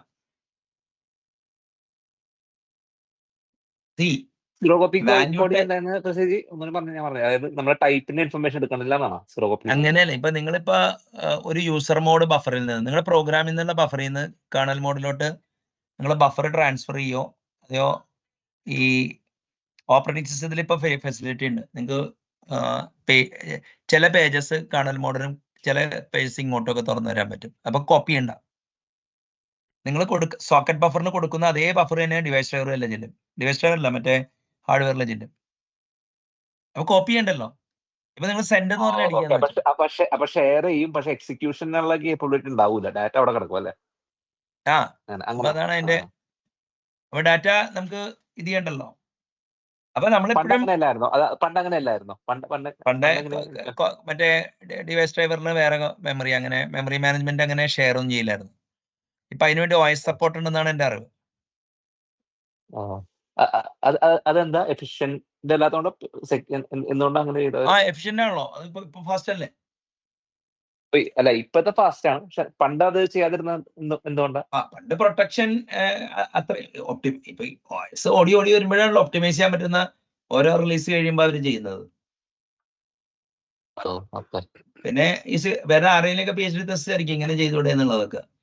ആരെങ്കിലും ലിനക്സ് കർണലെടുത്ത് ഫോർക്ക് ചെയ്ത് അതിൽ ഫീച്ചർ ഉണ്ടാക്കിയിട്ട് ടെസ്റ്റ് എഴുതിയിട്ടുണ്ടാവും. അപ്പൊ അതെടുത്തിട്ട് ലിനക്സ് ഫൗണ്ടേഷനിൽ ആരെങ്കിലും ഒക്കെ എടുത്ത് കോഡാക്കി ചെയ്തിരിക്കും. വാല്യൂ ടൈപ്പ് പിന്നെ ഏതാ സാറ് ഡോമൊക്കെ അങ്ങനെ ഡിസൈൻ ചെയ്യോ? കൗണ്ടർ കൊണ്ടുതന്നെ ഏത് അതായത് ഡോം ആ, APIs ഒക്കെ സാറ് മ്യൂട്ടബിൾ ആക്കോ ഇമ്മ്യൂട്ടബിൾ ആക്കോ? അല്ല ഡോം API മ്യൂട്ടബിൾ ആക്കേണ്ടി വരില്ല, കാരണം ഫ്രീക്വന്റ്ലി ചേഞ്ചിങ് അല്ലേ. എന്താ അഡ്വാൻറ്റേജ്? അല്ലല്ല പറയാൻ പറ്റില്ല. ചിലപ്പോ സാറ് ഈ പ്രിൻസിപ്പിൾ വെച്ച് പോവാണെങ്കിൽ റിയാക്ട് സ്റ്റൈൽ ചിലപ്പോൾ ഡിസൈൻ ചെയ്യും. അതെ, അല്ല ഞാൻ പറഞ്ഞ പോയിന്റ്, ഞാൻ പണ്ടേ മെമ്മറി പാക്കിങ്ങിന്റെ ആളാണ്. അത് നിങ്ങൾ സംസാരിക്കും. കാരണം അങ്ങനെ ഞാൻ ജീവിതം ഉണ്ടാക്കി. അതായത് മെമ്മറി പാക്കിംഗ് എന്ന് വെച്ചാൽ കോപ്പി നമ്മള് അതല്ല Coherent ആയിട്ടുള്ള. പണ്ടേ അത് ഞാൻ എന്നെ കളിയാക്കി വിളിക്കണത്. ജാവ സീരിയലൈസേഷൻ ഞാൻ വായിച്ചിട്ടുണ്ടെങ്കിലും ഞാൻ ടൈപ്പ് ഉണ്ടാക്കിയപ്പോ C++ എല്ലാം വാല്യൂ ടൈപ്പ്, അതായത് വാല്യൂ മാത്രമേ ഉള്ളൂ, കോഡൊന്നും കാണുന്നില്ല. എന്നിട്ട് മറ്റേ ഈ നമുക്ക് പാക്ക് ചെയ്യാന്നൊക്കെ പറയണത്. അപ്പൊ ഒരാൾ ചോദിക്കണേ അതെന്തിനാ ജാവ സീരിയലൈസേഷൻ ഉപയോഗിച്ചവന്റെ. അപ്പോഴാണ് എനിക്ക് മനസ്സിലാവും, ഓ അങ്ങനെ ഒരു ഓപ്ഷൻ ഉണ്ടല്ലോ. കാരണം അത്രയ്ക്ക് മെമ്മറി എഫിഷ്യന്റ് ആയിരിക്കണമെന്ന് നമ്മുടെ തല അതാണ്. മനസ്സിലായില്ലേ? ബിറ്റിൽ എൻകോഡ് ചെയ്യുക. അപ്പൊ ആ ബയാസാണല്ലോ ഇപ്പൊ തൊട്ട് മുമ്പ് ഞാൻ മറ്റേ എന്താ പറയാ, ഞാൻ ജിറ്റ് എഴുതിയിട്ടുണ്ട്, ഇതൊക്കെ എഴുതിയിട്ടുണ്ട്. അപ്പൊ നമ്മൾ നമ്മുടെ എക്സ്പീരിയൻസ് ജനറലൈസ് ചെയ്യുമ്പോൾ ഈ ഇപ്പൊ പ്രൊഫൈൽ ഗൈഡഡ് ഒപ്റ്റിമൈസേഷനിലെ വരുമ്പോ നമുക്ക് എന്തായാലും മെറ്റഡാറ്റ ഒരു ഉഗ്രൻ ഒപ്റ്റിമൈസേഷൻ സോഴ്സാ, അതെന്റെ തലേ പോയില്ല. അല്ല അപ്പൊ സാർ ഇപ്പൊ റീകൺസിഡർ ചെയ്യുമല്ലോ വേണമെങ്കിൽ, അതായത് JVM അല്ല എനിക്ക് JVMന്റെ അടുത്തും CLRന്റെ അടുത്തും ഒരു ചിറ്റമ്മ നയൊന്നുമില്ല. C++ ഇതാന്നല്ല, ഞാൻ പ്രാഗ്മാറ്റിക് ആണ്. എന്റെ അനാലിസിസില് ഞാൻ profile guided optimisation for JVM തന്നെ ഞാൻ മറ്റേ യൂസർ ആലോചിച്ചിട്ടുണ്ടായില്ല, JVM ഇത് തന്നെ. അപ്പൊ ഞാനിപ്പോ ശരിക്കും പറഞ്ഞത് എന്താണ്, ഒരു ബൈറ്റ് ഇപ്പോ virtual machine next byte fetch ചെയ്യണ മാതിരി ഒരു ബ്ലോക്ക് ഓഫ് ബൈറ്റ് ഫെച്ച് ചെയ്തിട്ട് x86 ആക്കണം എന്ന് ഞാൻ വിചാരിച്ചിരുന്നത്. എനിക്ക് മനസ്സിലായ അതിന് ഇപ്പോ ഈ ഹോൾ പ്രോഗ്രാം ഒപ്റ്റിമൈസേഷൻ ഞാൻ ആലോചിച്ചിട്ട് പോലുമില്ല. പക്ഷെ ഇപ്പൊ പറ്റൂലോ. അത് പക്ഷെ ഞാൻ ആലോചിക്കണായിരുന്നു ഇൻ റെട്രോസ്പെക്ട്. മൈക്രോസോഫ്റ്റ് റീജിറ്റ് ചെയ്യണ എങ്ങനെയാന്ന് ആലോചിച്ചിരുന്നെങ്കിൽ എനിക്ക് കിട്ടിയാനെ പറ്റുമോ, കിട്ടിയാ അപ്പൊ ജാവയ്ക്ക് എപ്പോഴും അവര് എന്റെ പ്രശ്നം എന്താണ്, റീജിറ്റ് ചെയ്യണമെങ്കിൽ ഇത് വേണമെന്നല്ല. അപ്പൊ എനിക്ക് മനസ്സിലായെന്ന് വെച്ചാല് പോസ്റ്റ് എക്സിക്യൂഷന്റെ ശേഷം ജാവ റീജിറ്റ് ചെയ്യണമെങ്കിൽ മൈക്രോസോഫ്റ്റ് ജിറ്റ് ചെയ്യണമെങ്കിൽ മൈക്രോസോഫ്റ്റ് ഒരു സ്റ്റെപ്പ് നേരത്തെ ജിറ്റ് ചെയ്യണം എന്നുള്ളൂ, ബാക്കി വ്യത്യാസമില്ല അവിടെ. കിട്ടിയ അപ്പൊ എന്താ പറയാന്ന് വെച്ചാൽ ഹോട്ട്സ്പോട്ടിന് വേണ്ടി ടൈം കളഞ്ഞത് വെറുതെ ആയി എന്നുള്ളതിന്റെ ഒരു ആർഗ്യുമെന്റ് സ്ട്രോങ് ആവുന്നു ജാവ. കിട്ടിയ അപ്പൊ എനിക്ക് ഞാൻ അപ്പോഴൊക്കെ ലോക്കൽ തിങ്കിങ് ആണ്. ഈ മറ്റേ ഹോൾ പ്രോഗ്രാം മറ്റേ ജിറ്റ് ഞാൻ ആലോചിക്കുന്നില്ല. അതായത് ഞാൻ ജിറ്റിനെ കാണുന്നത് ഹോട്ട്സ്പോട്ട് മെന്റാലിറ്റി വെച്ചാ. മനസ്സിലായ? പക്ഷെ ജിറ്റ് ഹോട്ട്സ്പോട്ട് മെന്റാലിറ്റി വെച്ചിട്ടല്ല വർക്ക് ചെയ്യണമെന്ന് എനിക്ക് മനസ്സിലായി, ജാവയിൽ പോലും. അതായത് they are usurping information from the wider program execution or metadata. മനസ്സിലായില്ല? അപ്പൊ അങ്ങനെ ആ വ്യത്യാസം അല്ലാണ്ട് അങ്ങനെയല്ല. ഒന്നാമതേ ഞാൻ പറഞ്ഞുതരാം, നമ്മളിപ്പോ ചർച്ച ചെയ്യുന്ന കാര്യം മാറ്റർ ചെയ്യുമ്പോ മാറ്റർ രണ്ട് സ്ഥലത്ത് ചെയ്യുന്നു. ഒന്ന് ആക്യുറസി, രണ്ട് റീസണിങ്. മനസ്സിലായില്ലേ? ഐ വാസ് നോട്ട് ആക്യുറേറ്റ്, അല്ല ഐ വാസ് നോട്ട് ഇന്നാക്യുറേറ്റ്, ബട്ട് ഇതുണ്ടായിരുന്നില്ല. അതായത് റീസണിങ്ങില് എനിക്ക് മറ്റേ ആ ഹൈപ്പോത്തസിസ് ഞാൻ കണക്കിലെടുത്തുണ്ടായിരുന്നില്ല. ഇപ്പൊ അതുകൊണ്ട് ഈ വെർച്വൽ മെഷീനിലോട്ടുള്ള ഒരു എന്താ പറയാ ആ ബെനിഫിറ്റ് ഉണ്ടല്ലോ. അതായത് ഇപ്പൊ നമ്മുടെ ചോദ്യം എവിടെയായിരുന്നു, ഈ C++നേക്കാൾ ഇപ്പൊ ബെറ്റർ ആയെന്ന് ഞാൻ പറയുന്നില്ല. പണ്ടേ C++നേക്കാൾ കുറെ ഏരിയയില് ഡിലേ ഡെഫേർഡ് എക്സിക്യൂഷൻ കാരണം വെർച്വൽ മെഷീന് പവർ ഉണ്ടെന്ന് ഞാൻ 90s ഇത് ചെയ്താണ്. കാരണം ലോക്കൽ അഡ്വാൻറ്റേജ് ഉള്ളതുകൊണ്ട് AOTയുടെ മോഡല്. മനസ്സിലായോ? അതാ ഉദ്ദേശിച്ചത്. അല്ലല്ല, ഞാൻ റീപ്ലേസ്മെന്റ് എന്നുള്ള ലെവലല്ല ക്വസ്റ്റ്യൻ ചോദിച്ചോട്ടെ. ഇപ്പൊ കുറച്ചൊന്ന് അതായത് സാറിന്റെ സ്കോപ്പ് അത് ചെയ്യാൻ പറ്റുന്ന അപ്ലിക്കേഷൻസിന്റെ സ്കോപ്പ് സാറ് എക്സ്പാൻഡ് ചെയ്യുമെന്നേ ഉദ്ദേശമുള്ളൂ. എനിക്ക് C++നോടുള്ള പ്രേമം അതിന്റെ ലോ ലെവലൊന്നും അല്ല. ചില കമ്പ്യൂട്ടേഷൻസ് ബ്രില്യൻ്റ് ആയിട്ട് ഇത് ചെയ്യാം. കാസ്റ്റ് ചെയ്ത് കഴിഞ്ഞാൽ തന്നെ ടൈപ്പ് കോയർഷൻ നടക്കും. ഒബ്ജക്ട് കുറച്ച് നിങ്ങൾ ബേസിക് ലേ ഔട്ടൊക്കെ കറക്റ്റ് ആക്കി കഴിഞ്ഞു കഴിഞ്ഞാൽ ഈ large amount of copy avoid ചെയ്യാം. അല്ല, സാർ അത് ചെയ്യോ ഇല്ല എന്നുള്ളതല്ല ഇവിടെ ഞാൻ ഉദ്ദേശിക്കുന്നത്. അതായത് ഇപ്പൊ നമുക്ക് ഇനിയിപ്പോ അൺസേഫ് ബ്ലോക്ക് എന്താണ് ഇതിനകത്ത്, മറ്റേ പിന്നെ ഈ ഓഫ് ദ ഹീപ്പ് അലോക്കേഷൻ എങ്ങനെയാണ്, അങ്ങനത്തെ കാര്യങ്ങളൊക്കെ ചെയ്യുമ്പോൾ ഡിസ്കസ് ചെയ്യുമ്പോൾ നമുക്ക് പിന്നെ അതായത് കറക്റ്റ് ആയിട്ട് പിൻ പോയിന്റ് ചെയ്യാലോ. അല്ല ഇപ്പൊ എന്താ ഞാൻ പറയട്ടെ, മേ ബി അതായത് are you implying the fact that okay I mean taken a look at this thing, അപ്പോ some of the argument which you made in the past I might not have got it in the same sense which you meant. അതാണ് ഉദ്ദേശിക്കണേ. ഇല്ല, ഞാൻ അങ്ങനല്ല, അങ്ങനെയൊന്നുമില്ല നമുക്ക്. അല്ല, എനിക്ക് കുഴപ്പമില്ല. സി ഞാൻ എന്താ പറഞ്ഞതെന്നറിയാമോ, സി ഈ കാലം അത്രയും ഞാൻ നോക്കുമ്പോ ഒരു ഹോട്ട്സ്പോട്ട് ഒരു ഇന്റർപ്രറ്ററിന്റെ ടൈറ്റ് ലൂപ്പ് എഴുതണവന്റെ പോയിന്റ് ഓഫ് വ്യൂല് ഞാൻ ജിറ്റ് കണ്ടിട്ടുള്ളൂ. ഞാൻ കൈകൊണ്ട് അങ്ങനത്തെ ജിറ്റ് എഴുതിയിട്ടുണ്ട് ഇവിടെ കിട്ടിയ. അപ്പൊ എനിക്കൊരു ഭയങ്കര എക്സ്പീരിയൻസ് ഉള്ള സാധനമാണ് ജിറ്റ് എങ്ങനെ വർക്ക് ചെയ്യുന്നത്. ഞാൻ അത് പറയുമ്പോൾ I can imagine the surrounding module. പക്ഷെ മെറ്റാഡാറ്റ ഈ പിക്ചറിലേ ഞാൻ ആലോചിച്ചില്ലെന്ന് ഉദ്ദേശിച്ചത് ഇവിടെ കിട്ടിയ. അതാണ് ഞാൻ ചോദിച്ചത്, മെറ്റാഡാറ്റ എടുക്കണ്ടോന്ന്. പക്ഷെ മൂമെന്റ് യു സെഡ് മറ്റേ ഈ പ്രൊഫൈൽ ഗൈഡഡ് ഒപ്റ്റിമൈസേഷൻ, ഞാൻ അപ്പൊ തന്നെ എന്റെ ആർഗ്യുമെന്റ് എടുത്ത് കാട്ടിക്കളഞ്ഞു, കൺഫൈഡ് ചെയ്തു. മനസ്സിലായില്ലേ? അതിന് മുമ്പത്തെ അല്ല ഇതിപ്പോ പ്രശ്നം എന്ന് വെച്ചാൽ ഈ അവധം എല്ലാവർക്കും പറ്റാലോ. ഇതിപ്പോ കേൾക്കണവര് വിചാരിക്കണെന്ന് അറിയോ, ഇയാളുടെ കുഴപ്പമില്ല, ഒന്നും പഠിക്കൂല എന്ന് പറയും. പക്ഷേ ഞാൻ അതിന്റെ കോൺസിക്വൻസ് വർക്ക്ഔട്ട് ചെയ്യുന്നതിൽ മാത്രം ഇൻട്രസ്റ്റഡ് ആയിട്ടുള്ളൂ. മറ്റേത് അതായത് അതെങ്കിലും പറ്റണമല്ലോ ആൾക്കാർ. അതുപോലെ പറയാത്ത ആൾക്കാരാണ് ക്രിട്ടിസൈസ് ചെയ്യുന്നത്. അങ്ങനെയല്ല. അപ്പൊ ഇത് ഞാനിപ്പോ ഇത് കൺഫൈഡ് ഇപ്പൊ C++, ഇപ്പൊ ഞാനിപ്പോ C++ പറയുമ്പോ C++ ഈ എക്സോർ ജാവ എന്നല്ല പറയുന്നത്, മനസ്സിലായില്ലേ? ഓറാ ഞാൻ മീൻ ചെയ്യണേ. അപ്പൊ നമ്മുടെ നാട്ടിലെ ആൾക്കാർക്ക് ഓർ എന്ന് പറഞ്ഞ എക്സോർ ആണ്, മനസ്സിലായില്ലേ? ആ പ്രോബ്ലം ഉണ്ട്. അപ്പൊ ഞാൻ നോക്കുമ്പോ ഇനിയിപ്പോ അതിനർത്ഥം ഞാൻ പോയി അതെങ്ങനെ വർക്ക് ചെയ്യണമെന്ന് ഞാൻ നോക്കാൻ പോണില്ല. ഇനിയുള്ള സമയത്ത് ഒരാൾ പറയുമ്പോ മെറ്റാഡാറ്റയിൽ നിന്ന് ആ ഇൻഫർമേഷൻ കിട്ടണമെന്നുള്ള ഞാൻ കണ്ടുപിടിക്കും. അപ്പൊ ഞാൻ എന്റെ തെറ്റ് കുറയില്ലേ? ഇവിടെ കിട്ടിയ ഇതിന്റെ എല്ലാത്തിന്റെയും ഡോക്യുമെന്റേഷൻ പോയി വായിക്കാന്ന് പറഞ്ഞാൽ എനിക്ക് ജാവ വെർച്വൽ മെഷീൻ നോക്കാവുന്നത് മാത്രമേ സമയം ഉണ്ടാവുള്ളൂ. ശരിയാണോ? അപ്പൊ അതാണ്. അപ്പൊ അതുകൊണ്ടാണ് ഞാൻ കൺഫൈഡ് ചെയ്യണേ. അതോടെ എന്ത് പറ്റിയെന്ന് വെച്ചാൽ, അല്ലെങ്കിൽ അതെന്ത് പറ്റുമെന്ന് പറയാമോ, കുറ്റബോധമായിട്ട് കിടക്കും അത്. ഇവിടെ കിട്ടിയ പിന്നെ നമുക്ക് ഈ ഒരു എന്താ പറയാ, നമുക്കേ ഒരു അബദ്ധം പറ്റിയെന്ന് മനസ്സിലായിട്ട് ആ അബദ്ധം കൺഫൈഡ് ചെയ്തില്ലെങ്കിൽ ആ അബദ്ധമായിട്ട് ജീവിക്കണം. അതൊരു മങ്കി ഇൻ ദ ബാക്ക് ആണ് അത്. ഇവിടെ കിട്ടിയ അത്ര പറഞ്ഞോളൂ. അപ്പൊ എനിക്ക് ആ ഒരു ഇതില്ല. ഞാൻ നിങ്ങൾ പറഞ്ഞതിന്റെ ഇംപ്ലിക്കേഷൻ ഞാൻ ഇങ്ങനെ എടുക്കുന്നു. അതായത് ഈ ഒരു ഫാക്ട് കൂടി കണക്കിലെടുത്ത് കഴിയുമ്പോൾ amount of application system software you can write in Java കൂടിയോ എന്ന് വെച്ച് കഴിഞ്ഞാൽ ഡെഫിനറ്റ്ലി ഒന്നുകൂടി കൂടി. അതല്ലേ വെച്ച് അല്ലല്ല, അത് കൂടിയോ ഇല്ലെന്ന് സാറിനെ കൊണ്ട് സമർത്ഥിക്കാൻ വേണ്ടി ചോദിക്കുന്നല്ല. എനിക്ക് അതിന്റെ പ്രശ്നം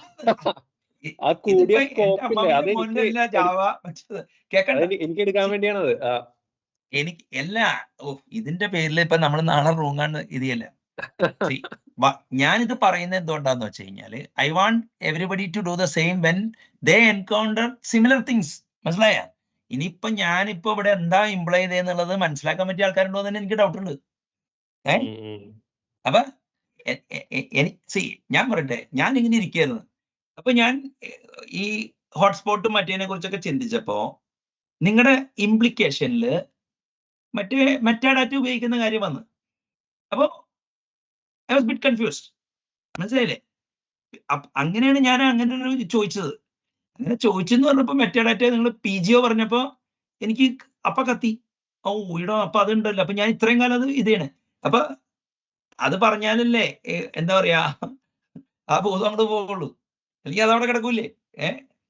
ഇവിടെ കിട്ടിയ നമ്മള് ഇപ്പൊ സോഫ്റ്റ്വെയറിനെ കുറിച്ച് റീസൺ ചെയ്യുമ്പോൾ ഇതൊരു നന്നായി ഒരു കാര്യം സ്കീമാറ്റിക് ആയിട്ട് റീസൺ ചെയ്യാൻ പറ്റുള്ളൂ.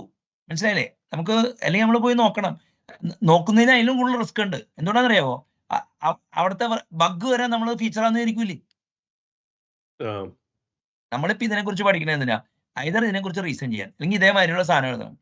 അപ്പോ മോസ്റ്റ് ജനറൽ ഫോമിൽ എൻകോഡ് ചെയ്ത് വെച്ച് കഴിഞ്ഞാൽ പ്രോബ്ലം വരുമ്പോൾ നമുക്ക് എടുക്കാം. പക്ഷെ നമ്മൾ പോയി specifics in order to be, അല്ലെങ്കിൽ ഞാൻ പറഞ്ഞുതരാം, cost for making sure that we never fail നോക്കുമ്പോൾ അത് ഒരു 5% ഫെയിലിയർ അല്ലേ കുറച്ചുകൂടി നല്ലത്, കോസ്റ്റ് 1/10 ആവുകയാണെങ്കിൽ.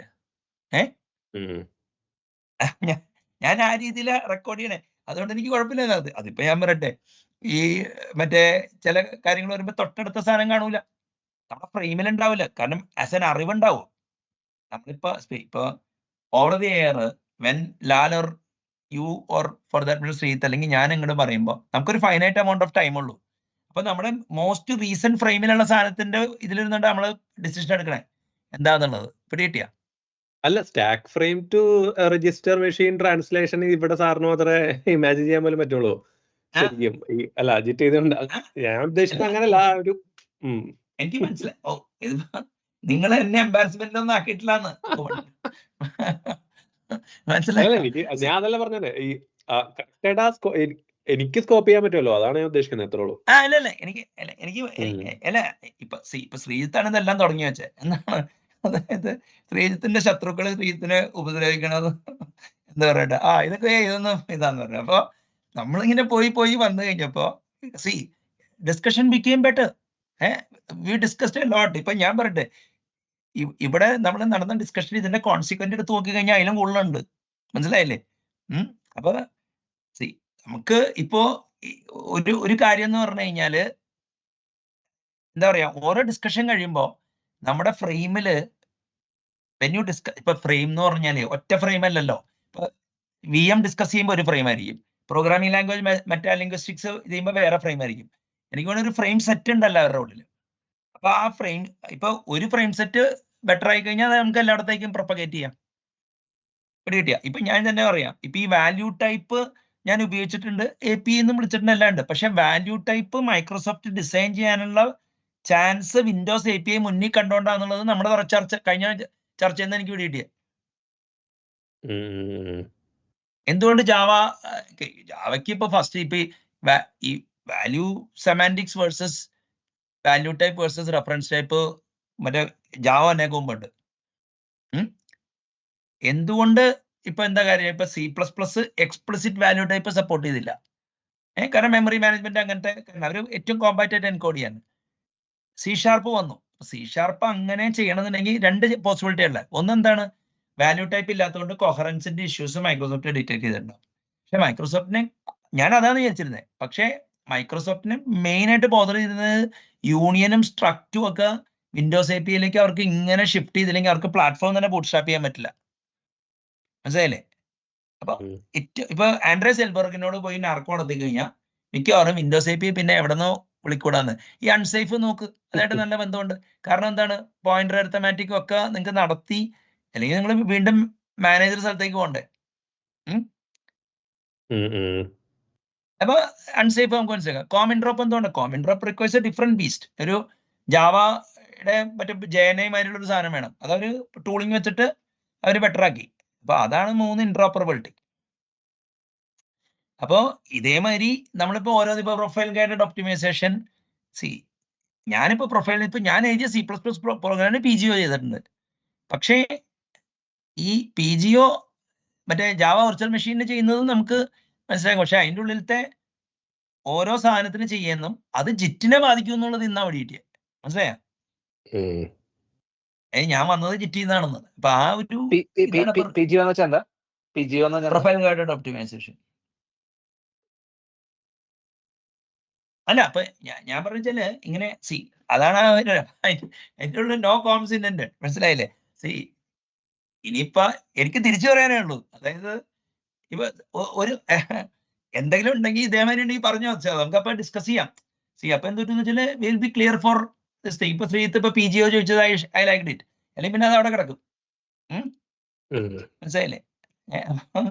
ഈ എനിക്ക് ഇന്നത്തെ ചർച്ചയിൽ നിന്ന് വേറെ ഇതിനു മുമ്പ് നിങ്ങൾ പറഞ്ഞിട്ടുണ്ട്, അതായത് ലോ ലേറ്റൻസിയില് മറ്റേ ഫാസ്റ്റ് ആയിട്ട് ലോഡ് ചെയ്യാൻ വേണ്ടി വൈഭവവും പറഞ്ഞിട്ടുണ്ട്, അതിനു മുമ്പ് നിങ്ങളും പറഞ്ഞിട്ടുണ്ട്. നിങ്ങൾ അതിൻ്റെ പക്ഷെ ഒരിക്കലും ഒരു ഹ്യൂറിസ്റ്റിക്സ് മാനേജർ എടുത്ത് ഇതിൻ്റെ ഉള്ളിൽ വെച്ചിട്ടുണ്ടെന്നുള്ള എനിക്കറിയില്ലായിരുന്നു. മനസ്സിലായില്ലേ? ഇത് അന്ന് അന്ന് ഞാൻ ആന്റി നിങ്ങൾ അത് പറയുമ്പോൾ ഞാനൊരു ആന്റി വൈറസ് സ്ട്രാറ്റജി എടുത്തിരുന്നത്. മനസ്സിലല്ലേ? അത് തന്നെയാണ് ഇപ്പോഴും. ആന്റി വൈറസ് എന്താ വർക്ക് ചെയ്യണേ? ആന്റി വൈറസിന്റെ പ്രോഗ്രാം മാറാറില്ല, സിഗ്നേച്ചർ അപ്ഡേറ്റ് ചെയ്യുള്ളൂ. അതേമാതിരി ഒരു പരിപാടി ഉണ്ട് ഇപ്പൊ ജാവയില്. അത് ട്യൂൺ ചെയ്തെടുക്കാം, അല്ലെങ്കിൽ ഇത് ചെയ്യാം. അപ്പൊ ട്യൂൺ ചെയ്യുമ്പോൾ നിങ്ങൾ ട്യൂൺ ചെയ്തതിന്റെ ആ കോൺഫിഗറേഷനും മറ്റേ സ്റ്റാറ്റിസ്റ്റിക്സും പ്രീ കമ്പ്യൂട്ടഡ് ആയിട്ട് എവിടെയെങ്കിലും വെച്ചിട്ടുണ്ടാവും അവര്. അത് സമ്മതിക്കോ? അതെ. എന്നിട്ട് അതിന്റെ എഞ്ചിൻ ഉണ്ടല്ലോ, അത് റിസോൾവ് ചെയ്യുന്ന എഞ്ചിൻ മറ്റേ സ്റ്റാറ്റിക് ആയിരിക്കും. ഇതിങ്ങനെ മാറിക്കൊണ്ടിരിക്കും. ഞാൻ പക്ഷെ അത്രയും ഇപ്പൊ നമ്മളിപ്പോ കോഡ് എടുത്തു, x86 ആക്കുന്നു, പിന്നെ നമ്മൾ അതിന്റെ ഉള്ളില് ഇപ്പൊ ഓരോ ഒന്നാമത് ഞാൻ ആ രീതിയിൽ ഇപ്പൊ എന്താ പറയാ, ഒരു സാധനത്തിന്റെ ലാസ്റ്റ് മൈലിലൊക്കെ അങ്ങനെ വർക്ക് ചെയ്യാറില്ലല്ലോ. മനസ്സിലായില്ലേ? അപ്പൊ അത് വരില്ല ഫ്രെയിമിൽ. ഓക്കെ, അപ്പൊ വേറൊരു ക്വസ്റ്റ്യൻ ഉണ്ട്. ഇതായിട്ട് എക്സാക്ട്ലി റിലേറ്റഡ് അല്ല. ഈ മറ്റേ അൺസേഫ് ബ്ലോക്കിൽ പോയി കഴിയുമ്പോ അവിടെ ആ റെഫറൻസിന് വല്ല കളർ ചെയ്യോ? ആ കളറി, അതായത് അവര് മറ്റേ ഈ എന്താ പറയാ, വൺസ് നിങ്ങൾ സി ഷാർപ്പ് മറ്റേ പിൻഡോ അങ്ങനെയൊക്കെ വിളിച്ചു കഴിഞ്ഞാല്, അല്ലെങ്കിൽ ഈ ഫിക്സഡ് എന്നൊക്കെ പറഞ്ഞു കഴിഞ്ഞാല്, അപ്പൊ അത് ഇത് ചെയ്യും. അല്ല, അതൊരു എക്കോസിസ്റ്റം തന്നെയാണ്. ഇപ്പൊ ഞാൻ പറയട്ടെ, ഇപ്പൊ ഈ അൺസേഫ് ഞാൻ ഉപയോഗിച്ചത് മറ്റേ എനിക്ക് എന്താ പറയാ, ഒരു ലോങ്ങിലോട്ട് മറ്റേ 64 ബിറ്റ് ഡബിള് പിന്നെ പാക്ക് ചെയ്യണമായിരുന്നു. ഇതല്ലേ? പിന്നെ ഈ ഇമേജ് പ്രോസസിംഗ് ഒക്കെ വരുമ്പോ ഫാസ്റ്റ് ആക്കാം. അപ്പോ പക്ഷേ ഈ എലക്ട്ര ബഫർ മാനേജ് ചെയ്യുമ്പോൾ ഈ എന്താ പറയാ, വാല്യൂ ടൈപ്പിന്റെ ഇതിനോട് ചേർത്ത് കഴിഞ്ഞപ്പോൾ അൺസേഫ് ബ്ലോക്ക് ഒരു integral part of the language ആയി മാറി, as far as I am concern. അല്ലെ? ഇപ്പൊ എന്റെ തിയറി എന്താണെന്ന് അറിയാമോ? If there is C# with unsafe block and p invoke, why you want Rust? അത് ശരിക്കും ലാലും അരുണും ഒക്കെ റസ്റ്റ് പഠിച്ച് ഒരു ഗ്രൂപ്പ് തുടങ്ങി കഴിഞ്ഞാൽ, മൈക്രോസോഫ്റ്റ് തുടങ്ങാൻ പാടില്ല, കാരണം they are not actually going to ചെയ്ത് കഴിഞ്ഞാൽ ഒരു കമ്പലിംഗ് ഗ്രൂപ്പ് അത്. മനസ്സിലായ? പക്ഷെ എന്തുകൊണ്ടോ ഇപ്പൊ മൈക്രോസോഫ്റ്റിന്റെ ഔദ്യോഗിക ഏതാ പോരാളികൾ ശക്തരല്ല. അതെ. അപ്പൊ ഇതാണ് അതിന്റെ ഒരു പ്രോബ്ലം. ഓക്കെ, അപ്പൊ പിന്നെ നെക്സ്റ്റ് ഈ ഒരു ഇമ്പോർട്ടന്റ് ടോപ്പിക് എന്ന് പറഞ്ഞു കഴിഞ്ഞാൽ ഇപ്പൊ DLL ഷെയർഡ് ഒബ്ജക്ട്. ഓക്കെ, അതിനെക്കുറിച്ച് ഇപ്പൊ എന്താ ഒരു കാര്യം എന്ന് പറഞ്ഞാൽ, at one point in time knowledge of DLL and this thing ഭയങ്കര ഇമ്പോർട്ടന്റ് ആയിരുന്നു. പെട്ടെന്ന് എങ്ങനെയാണ് അത് മറ്റേ എന്താ പറയാ ഇതെന്ന് അറിഞ്ഞൂടാ. അപ്പൊ അതെങ്ങനെ ഇത് ചെയ്യും? വൈശാഖ ഉണ്ടോ അവിടെ? വൈശാഖ് പോയാ?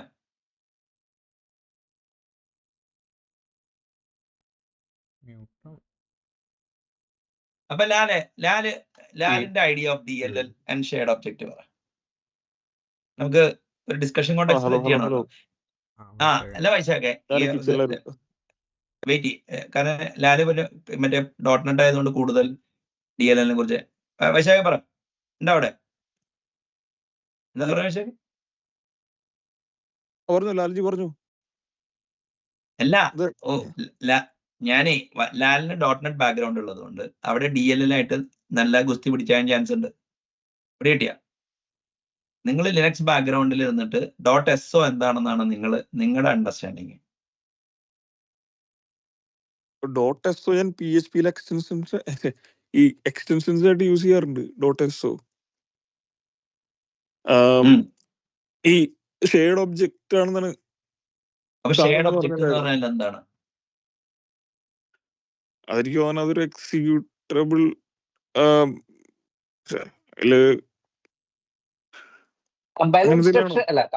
ഹാർഡ്വെയർ ഇൻസ്ട്രക്ഷൻ ഒരു ലെയർ അബോവ് അല്ലേ ഷെയർഡ് ഒബ്ജക്റ്റ്? അല്ലേ? അങ്ങനെയല്ല. .exe ലിങ്കറിന് മുന്നേ ഉള്ളതാണോ ESO? എനിക്ക് അറിയില്ല. ലിങ്ക്ഡ് ആണ്. എന്താ അറിയാമോ? അല്ല അപ്പൊ ഞാൻ ഉദ്ദേശിച്ചത് തെറ്റാണ്.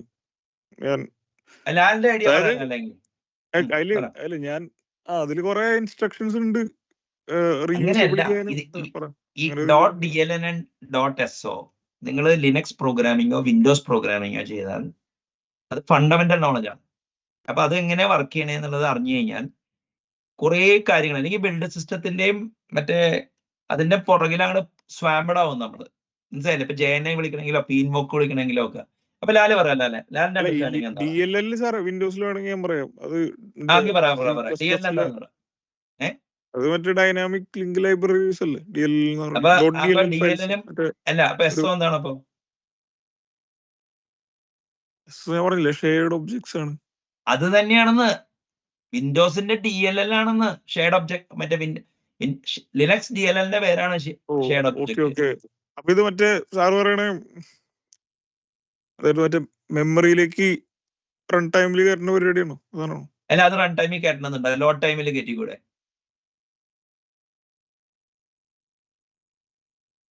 PHP ഇന്റർപ്രറ്റർ .SO എങ്ങനെയായിരിക്കും ലോഡ് ചെയ്യണേ? ഞാൻ നോക്കിയിട്ടില്ല. അത് ഇങ്ങനെ ആയിരിക്കാം. അത് റൺ ടൈമിലാണ് ഫസ്റ്റ് കോൾ. PHP.ini എന്ന് പറഞ്ഞൊരു ഫയൽ ഉണ്ട് ഞങ്ങൾക്ക്. അതിനകത്ത് നമുക്ക് ഇങ്ങനെ SO കോൺഫിഗർ ചെയ്യാം. SOs ഉണ്ടെങ്കിൽ എക്സ്റ്റൻഷൻ എന്ന് പറഞ്ഞൊരു, അതായത് SO എന്ന് പറഞ്ഞാൽ ഞങ്ങൾ എക്സ്റ്റൻഷൻസ് എന്ന് വിളിക്കുക അതില്. അല്ല, പക്ഷെ എക്സ്റ്റൻഷൻ എന്ന് പറഞ്ഞാൽ നിങ്ങൾ ഉദ്ദേശിക്കുന്നത് മറ്റേ ഇവരുടെ, അതായത് നിങ്ങളുടെ സെർവറിന്റെ എക്സ്റ്റൻഷൻ ആണോ ഈ PHP കമ്പൈലറിൽ നിന്ന് വിളിക്കാൻ ചാൻസ് ഉള്ള എക്സ്റ്റൻഷൻ ആണോ? അതായത് ഇപ്പൊ നിങ്ങളിപ്പോ ഒരു സെൻഡ് എഞ്ചിൻ അല്ല, സെൻഡ് എഞ്ചിൻ അല്ലേ. ഇപ്പൊ ഞാൻ ഒരു കാര്യം, സെൻഡ് എഞ്ചിൻ ഒരു പാത്തിൽ ആണ് എക്സ്പെക്ട് ചെയ്യണേ .SO. അതിപ്പോ ജാവയും JVM-ഉം .NET-ഉം അങ്ങനെ തന്നെ എക്സ്പെക്ട് ചെയ്യണേ. അതായത് സാറേ ഇപ്പൊ ഒരു കസ്റ്റം ഫംഗ്ഷൻ എനിക്ക് അല്ലെങ്കിൽ ഇപ്പൊ ഈ PHP-യില് ഒരു ഫംഗ്ഷൻ എനിക്ക് ഉണ്ടാക്കണം എന്ന് വിചാരിക്കുക. അപ്പൊ ഫംഗ്ഷൻ ഞാൻ ഈ സിയില് ഉണ്ടാക്കി ആയിട്ട് സേവ് ചെയ്യും. അല്ല, അതെനിക്ക് മനസ്സിലായി. അപ്പൊ ഒന്നുകൂടി ഞാൻ പറഞ്ഞുതരാം. .SO ഉണ്ടാക്കുക എന്നുള്ളത് ഒരു സിയുടെ പരിപാടിയാണ്. ആ C ഫംഗ്ഷൻ നിങ്ങൾക്ക് PHP-ന്ന് വിളിക്കണം എന്നുണ്ടെങ്കിൽ PHP റാപ്പർ വേണം അതിന്. ആ റാപ്പർ നിങ്ങൾ വിളിക്കുമ്പോ നിങ്ങളുടെ സെൻഡ് എഞ്ചിന് ഈ SO എവിടെയാണെന്ന് നിങ്ങൾ കോൺഫിഗർ ചെയ്ത് കൊടുക്കണമെന്നാണ് പറഞ്ഞത് അല്ലേ? ഇനി പോട്ടെ. അല്ല, നിങ്ങളുടെ കയ്യിൽ ഒറ്റ C ഫംഗ്ഷൻ വിളിച്ചിട്ടില്ല, അപ്പോഴും കോൺഫിഗർ ചെയ്യേണ്ടി വരും.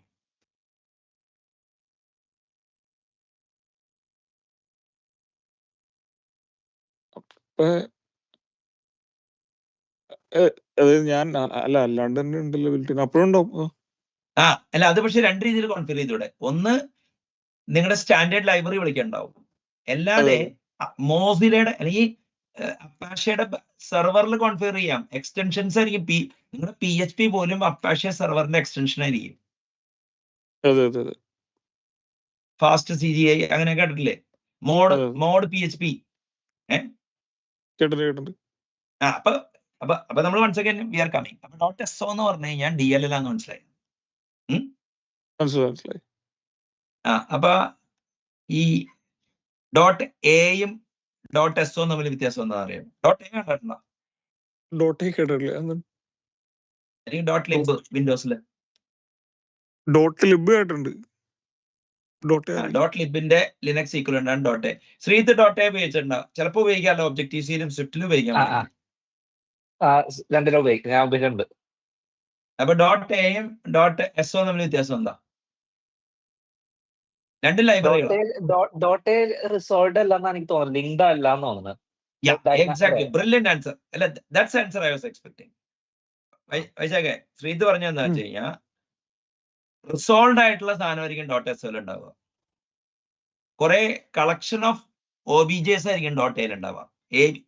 ഒരു ആർക്കൈവ് ഫയലാണ്. മറ്റേത് അങ്ങനെയല്ല, പ്രീ ലിങ്ക്ഡ് ആണ്. ഇത് ലിങ്കറിനെ കടന്നാലേ DL ഉണ്ടാക്കാൻ പറ്റുള്ളൂ. ലിങ്കറിൽ എത്തിയില്ലെങ്കിൽ നമുക്ക് A ഉണ്ടാക്കാം. അപ്പൊ .O ലിനക്സില്, .OBJ വിൻഡോസില്, OBJനെ LIB ആക്കി വിൻഡോസിലാക്കിയിട്ട് നമുക്ക് വേണ്ടി DL ആക്കാം. ഇവിടെ .O-നെ .A അല്ലെങ്കിൽ നമുക്ക് .SO ഉണ്ടാക്കാം. അപ്പൊ ഇതെന്റെ ഗിറ്റബിൽ കിടപ്പുണ്ട്. ഇതെങ്ങനെ ഉണ്ടാക്കാം? അല്ല, അങ്ങനെയല്ല, ഇതൊരു സിസ്റ്റത്തെ കുറിച്ച് റീസൺ ചെയ്യണമെങ്കിൽ ഇത് ഭയങ്കര മസ്റ്റാ. മനസ്സിലായില്ലേ? ഇപ്പൊ ഇത് അറിഞ്ഞില്ലേ അതുകൊണ്ട് നിങ്ങൾക്ക് PHP-ലോ നിങ്ങൾക്ക് വേണമെങ്കിൽ സെൻ ഫ്രെയിംവർക്കിൽ അടുത്ത വേർഷൻ അല്ല, എഴുതാം. ഡോട്ടോ എസ് വെച്ചിട്ട് ഒരു സംഭവം എഴുതിണ്ടെന്നല്ലാണ്ട് ഇത് ഞാൻ നോക്കിയിട്ടില്ല. പറഞ്ഞു. അല്ല, അതെന്താ വെച്ചാല് അതൊരു സിമ്പിൾ ആയിട്ട് നോക്കിക്കഴിഞ്ഞാൽ ലാർജ് കാര്യങ്ങൾ നമുക്ക് ഇത് ചെയ്യാൻ പറ്റും. പിടികിട്ടിയ? ആ അല്ല, നിങ്ങൾക്ക് ഇപ്പൊ PHP സിസ്റ്റം എങ്ങനെയാണ് വർക്ക് ചെയ്യണത് അറിയാലോ അല്ലെ? PHP ഒരു പ്രീ പ്രോസസർ ആയിട്ട് തുടങ്ങിയതാ CGI ആപ്ലിക്കേഷന്റെ. CGI അത് എന്താണ്? കഴിഞ്ഞിട്ട് CGI CGI എന്ന് കോമൺ പറഞ്ഞ gateway interface. Common gateway interface. ഇന്നും വെബ് പ്രോഗ്രാമിംഗ് മോഡൽ CGI-നെ ചുറ്റിപ്പറ്റിയ. കോമൺ ഗേറ്റ്വേ ഇന്റർഫേസ് വെച്ചിട്ടുണ്ടെങ്കിൽ മറ്റേ HTTP റിക്വസ്റ്റ് അതാണോ? അതെ അതെ. അല്ല, പണ്ട് അതായത് നമ്മളോട് ഡിസ്കസ് ചെയ്തിട്ടുണ്ട് സെർവറില് ഈ ബിഫോർ 1994 നെറ്റ്സ്കേപ്പ് NSAPI കൊണ്ടുവരണേക്കാൾ മുമ്പ് ഒരു വെബ് സെർവറും ഒരു ഡോർ Okay. പ്രോഗ്രാമും തമ്മിലുള്ള ഇന്റർഫേസ് പ്രോട്ടോകോളാണ് CGI. അതായത് ഒരു സോക്കറ്റ് റിക്വസ്റ്റ് വന്നു, ഒരു HTTP റിക്വസ്റ്റ് വന്നാൽ ആ HTTP റിക്വസ്റ്റ് ഏത് യൂസർ ഏജന്റിനാണ്, എന്താണ് അതിന്റെ കണ്ടന്റ് ടൈപ്പ്, എന്താണ് അതിന്റെ കണ്ടന്റ് ലെങ്ത്, അതിന്റെ കണ്ടന്റ്, ഇങ്ങനത്തെയുള്ള കാര്യങ്ങൾ എങ്ങനെ ഒരു വെബ് സെർവർ നിങ്ങളുടെ ഏജന്റ് പ്രോഗ്രാമിന് അയച്ചു കൊടുക്കും. ഇപ്പൊ നിങ്ങള് ഓക്കെ. അല്ല, ഞാൻ ചോദിച്ചെന്താ വെച്ചിട്ടുണ്ടെങ്കിൽ HTTP-യുടെ മുകളിലുള്ള ലെയർ ആണ് അല്ലെ? അല്ല, HTTP-യുടെ മുകളിലല്ല, HTTP പ്രോസസിംഗ് ലെയർ ആണ് ഓൺ ദ സെർവർ. അതാണ് CGI. അതായത് നിങ്ങളുടെ വെബ് സെർവറും നിങ്ങളുടെ ഹാൻഡ്ലർ EXE ഉണ്ടല്ലോ, action is equal to something എഴുതുമല്ലോ ഫോമിൽ, അതും തമ്മില് മറ്റേ എങ്ങനെ ലിങ്ക് ചെയ്യും? അപ്പൊ അവരെന്ത് ചെയ്യുന്ന വെച്ചാല് എൻവയോൺമെന്റൽ വേരിയബിളിൽ എഴുതും ഇതൊക്കെ, എന്നിട്ട് നിങ്ങളുടെ പ്രോസസ്സ് സ്പോൺ ചെയ്യും. അപ്പൊ നിങ്ങൾ എൻവയോൺമെന്റൽ വേരിയബിളിൽ നിന്ന് റീഡ് ചെയ്യും, ഗെറ്റ് NV എന്നൊക്കെ പറഞ്ഞു. അപ്പൊ എന്നിട്ട് അവിടുത്തെ സ്റ്റാൻഡേർഡ് ഔട്ട്പുട്ട് ക്യാപ്ചർ ചെയ്യും. അപ്പൊ അവിടെ അവൻ സ്റ്റാൻഡേർഡ് ഔട്ട്പുട്ടിൽ വർക്ക് ചെയ്യുന്നതൊക്കെ സെർവറിന് കിട്ടും. ആ സെർവർ സോക്കറ്റിലോട്ട് റൈറ്റ് ചെയ്തിട്ട് നിങ്ങൾ കണ്ടന്റ് കണ്ടിരുന്നത് CGI. അപ്പൊ നാളിതുവരെ CGI-നെ DLL വൽക്കരിച്ചു NSAPI. മൈക്രോസോഫ്റ്റ് ISAPI കൊണ്ടുവന്നു. അതുകൊണ്ട് ISAPI ഫിൽട്ടർ ആപ്ലിക്കേഷൻ ആയിരുന്നു ASP. അപ്പൊ മറ്റേ ഇവര് എന്ത് ചെയ്തു എന്ന് വെച്ച് കഴിഞ്ഞാല് ഈ ജാവയില് സെർവർ എഴുതാന്ന് ആയി കഴിഞ്ഞപ്പോ ഇവര് ജാവയില് മറ്റേ CGI പ്രോട്ടോകോൾ ഇംപ്ലിമെന്റ് ചെയ്താണ് ജാവ സെർവ്ലെറ്റ്സ്. പിന്നെ JSP-I, അങ്ങനെ അങ്ങനെ അങ്ങനെ. അപ്പൊ ഇന്നും CGI നോളജ് വളരെ യൂസ്ഫുൾ ആണ്. അപ്പൊ ഈ ഞാൻ വേണമെങ്കിൽ ജസ്റ്റ് ചിലപ്പോ പറ്റിയ ഞാനൊരു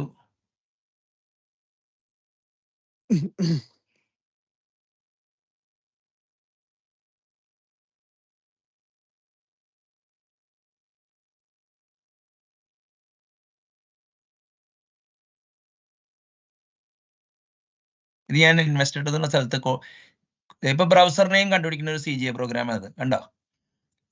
ഇത് വെറുതെ ഒരു തരിയുടെ പ്രോഗ്രാമാ കണ്ടോ? HTTP ഇത് ചെയ്യുന്നു, കണ്ടന്റ് ടൈപ്പ് HTML എന്ന് പറയുന്നു. എന്നിട്ട് കണ്ടോ ഗെറ്റ് NV എന്ന് പറഞ്ഞ കണ്ടോ? അതായത് ഈ C പ്രോഗ്രാമിന് IIS ഡാറ്റ കൊടുത്തോളൂ, എന്നിട്ട് HTML ഉണ്ടാക്കുന്നു. ഇനിയിപ്പോ ഈ എന്താ പറയാ, ഞാൻ ഇത് കണ്ടില്ലേ, ഒരു ഇത് എങ്ങനെ വർക്ക് ചെയ്യണമെന്ന് കാണിക്കുന്ന എൻവയോൺമെന്റ് വേരിയബിൾ സെറ്റ് ചെയ്യുന്നു, എന്നിട്ട് ഡംപ് NV എന്ന് പറഞ്ഞൊരു പ്രോഗ്രാം ഉണ്ട് കണ്ടോ? ഡംപ് NV എന്ന് പറഞ്ഞ പ്രോഗ്രാം ഇത് അപ്പൊ എനിക്ക് ഇവിടെ കിട്ടും, ഈ പ്രോഗ്രാമിൽ കിട്ടും. ആ പ്രോഗ്രാമിൽ റൈറ്റ് ചെയ്തിട്ട് ഇത് സ്പോൺ ചെയ്യുന്നതുകൊണ്ട് എനിക്ക് ഇവിടെ കിട്ടും. പിടികിട്ടിയ? അതായത് അപ്പൊ അങ്ങനെയാണ് അത് വർക്ക് ചെയ്യണത്. പിന്നെ പോസ്റ്റ് റൂട്ടീൻ എങ്ങനെ പ്രോസസ് ചെയ്യാം? ഹലോ വേൾഡ് വെറുതെ ഒരു റിക്വസ്റ്റ് വരുമ്പോ, അപ്പൊ ഈ വെബ് സെർവറും IIS ആയിരുന്നു ഇവിടെ വെബ് സെർവർ. IIS മറ്റേ ഇവന് പാസ് ചെയ്യും എങ്ങനെ എൻവയോൺമെന്റൽ വേരിയബിൾ ആയിട്ട് സെറ്റ് എൻവയോൺമെന്റ് ഇങ്ങനെ വെച്ച് ഇവന് കിട്ടും. ഇവിടെ ഹോസ്റ്റിന്റെ IP കണ്ടുപിടിക്കുന്നത് എങ്ങനെയാണ് കണ്ടാ? യൂസർ ഏജന്റ് റിമോട്ട് ഹോസ്റ്റിന്റെ IP കിട്ടും. പിന്നെ ക്വയറി സ്ട്രിങ് എങ്ങനെ കണ്ടുപിടിക്കാം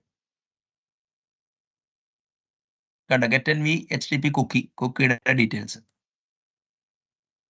ക്വയറി സ്ട്രിങ് കണ്ടോ? റിക്വസ്റ്റ് മെത്തേഡ് ഗെറ്റ് ആണോ പോസ്റ്റ് ആണോ എന്നൊക്കെ. മനസ്സിലായി? റോ ആയിട്ട് നമുക്ക് കോഡ് എഴുതാം.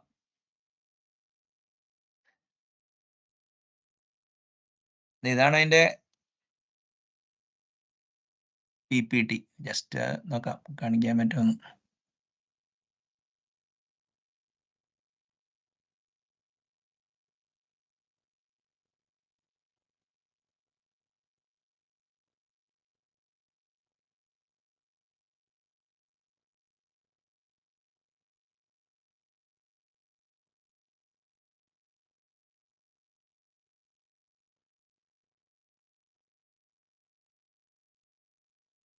To this day, HTTP protocol has not changed much since its inception.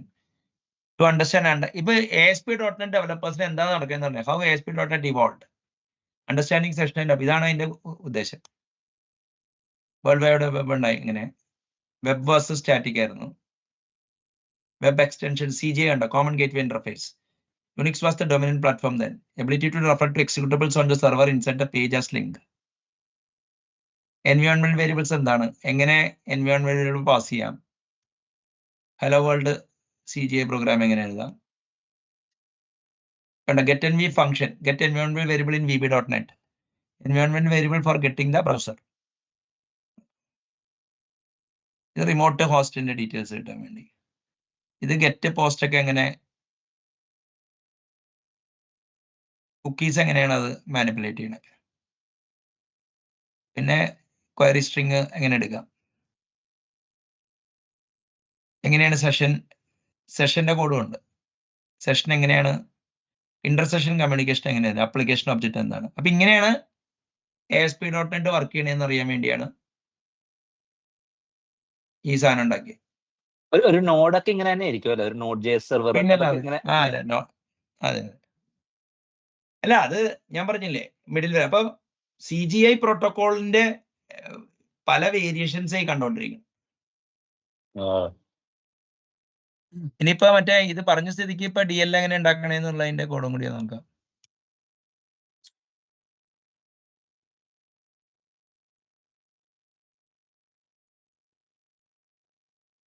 സ്റ്റാഡാറ്റയ്ക്ക് വേണ്ടി ഞാനിതെല്ലാം കൂടി അസംബിൾ ചെയ്ത് വെച്ചിരുന്നു.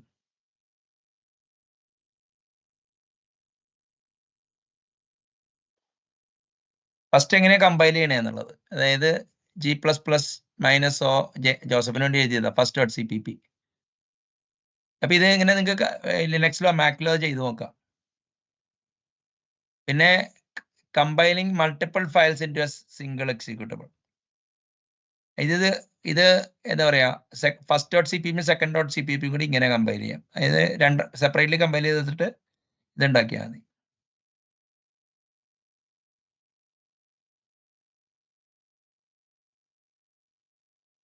പിന്നെ സ്റ്റാറ്റിക് ലൈബ്രറി എങ്ങനെ ഉണ്ടാക്കാം, അതായത് third.cpp ഉണ്ടാക്കും, second.cpp ഉണ്ടാക്കും, first.cpp ഉണ്ടാക്കും. G++ -C first.cpp, second.cpp, third.cpp കണ്ട. exe ഉണ്ടാക്കുമ്പോൾ കണ്ട 3 ഒബ്ജക്ട് ഫയൽ ഒരുമിച്ച് ഉണ്ടാക്കുക. അവിടെ ലൈബ്രറി ഇല്ല. അതിന് പകരം സ്റ്റാറ്റിക് ലൈബ്രറി ആണെങ്കിൽ എന്ത് ചെയ്യും, AR എന്ന് പറഞ്ഞ യൂട്ടിലിറ്റി വെച്ചിട്ട് libArith.i എന്ന് പറഞ്ഞ സാധനം ഉണ്ടാക്കും. second.i തേർഡും കൂടി ഉണ്ടാക്കി, എന്നിട്ട് ലൈബ്രറി കൊടുക്കും. അപ്പൊ ഇത് അങ്ങനെയാണ് ഇങ്ങനെ എക്സ്റ്റൻസി എന്നൊക്കെ പറഞ്ഞ സാധനം കൊടുക്കണം. പിന്നെ എങ്ങനെ SO ഉണ്ടാക്കാന്നാണ് കേട്ടോ. ഇങ്ങനെ FPIC ഒക്കെ വെച്ചിട്ട് ഇതേ സാധനം തന്നെ SO ആക്കുന്നതാണ്. ഇതെങ്ങനെ DLL നമ്മൾ ഉണ്ടാക്കിയാൽ മാത്രം പോരാ, DL എങ്ങനെ ഡൈനാമിക്കലി ലോഡ് ചെയ്യാന്നാണ്. ഇവിടെ DL ഓപ്പൺ ആണെങ്കിൽ മറ്റോടത്ത് ലോഡ് ലൈബ്രറി ആയിരിക്കും. ഇവിടെ DL സിംബ് ആണെങ്കിൽ മറ്റോടത്ത് മറ്റേ ഗെറ്റ് പ്രൊക്ക് അഡ്രസ് ആണ്. അങ്ങനെ നിങ്ങൾക്ക് എങ്ങനെ DL ഉണ്ടാക്കും. പിന്നെ ഇതെങ്ങനെ C# P ഇൻവോക്ക് വഴി വിളിക്കാന്ന്, ആ അരിത്തമാറ്റിക് ഇത് വിളിക്കാന്ന്. ഇതാണ് ഫസ്റ്റ് ചാപ്റ്റർ. സെക്കൻഡ് ചാപ്റ്റർ ഇത് തന്നെ എങ്ങനെ വിൻഡോസിൽ ചെയ്യാന്ന. വിൻഡോസ് വരുമ്പോൾ നമ്മളിങ്ങനെ ഡിക്കിൾ സ്പെക്ക് കുറച്ച് കീവേഡ്സ് ഒക്കെ കൊടുക്കണം. 4 ഫംഗ്ഷൻ ഉണ്ടാക്കി. പിന്നെ ഞാൻ പറഞ്ഞില്ലേ, ഇത് ഞാൻ സ്കിം ചെയ്യണമെന്ന് വെച്ചാൽ ഇത് എടുത്ത് നോക്കിയാൽ മതി. കണ്ടല്ലേ ഇതിന്റെ ഇത് കണ്ട DL ഉണ്ടാക്കാനുള്ള ലിങ്ക് /DLL ഈ OBJ കൊടുത്താൽ മതി. പിന്നെ DLL എന്തൊക്കെ എക്സ്പോർട്ട് ചെയ്യേണ്ടതെന്നുള്ളതൊക്കെ അറിയാൻ പറ്റും. കണ്ട ഇങ്ങനെ ഒരു സാധനം വരും, -add@8. അപ്പൊ അത് കളയാൻ വേണ്ടി ഇമ്പോർട്ട് ഡെഫിനിഷൻ ഫയൽ കൊടുക്കണം, മൊഡ്യൂൾ ഡെഫിനിഷൻ ഫയൽ. അത് കഴിഞ്ഞിട്ട് അങ്ങനെ ഒരു പ്രൊസീജിയർ ഉണ്ട് കണ്ട, അത് പോയി. പിന്നെ എന്താ പറയാ, ഈ എങ്ങനെ ഇത് പാക്കേജ് ചെയ്ത് പുറത്തേക്ക് വിടാം, പിന്നെ സ്റ്റാറ്റിക്കലി എങ്ങനെ ലിങ്ക് ചെയ്യാം. അപ്പൊ ഈ എന്താണോ ലിനക്സ് ചെയ്തത് അത് തന്നെ ചെയ്യുന്നുണ്ട്.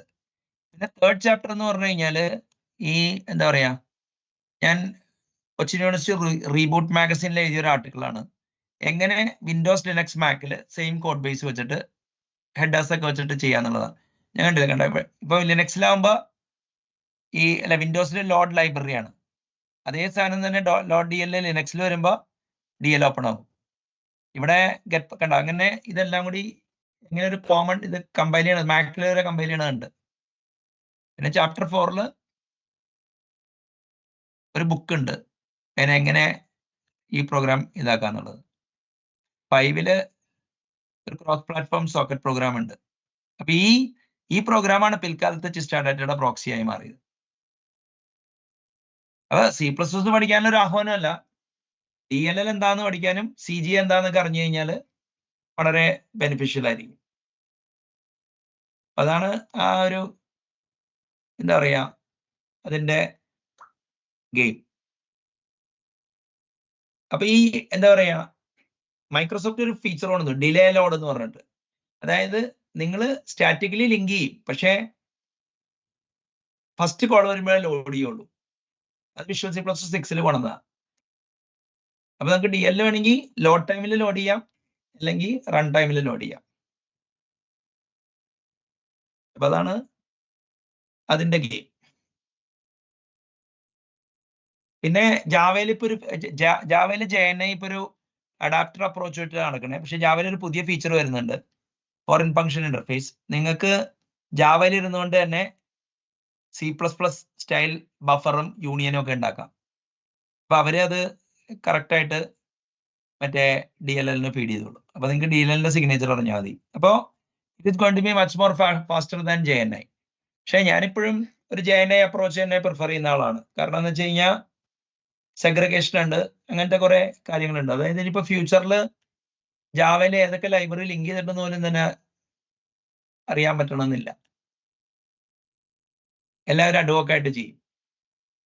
അപ്പോ എനിക്കത് മനസ്സിലായില്ല പ്രസിദ്ധി. സോറി, അതൊന്നും കൂടി പറയാമോ? അതായത് ഫ്യൂച്ചറിൽ എന്തുകൊണ്ട് അറിയണമെന്നില്ല കറക്റ്റായിട്ട് മനസ്സിലായില്ല. അങ്ങനെയല്ല, ഇപ്പൊ എന്താ കാര്യം എന്ന് പറഞ്ഞു കഴിഞ്ഞാൽ JNI ഇപ്പൊ നേരത്തെ പറഞ്ഞ ഒരു പാത്ത് അങ്ങനത്തെ കാര്യങ്ങളൊക്കെ വേണം.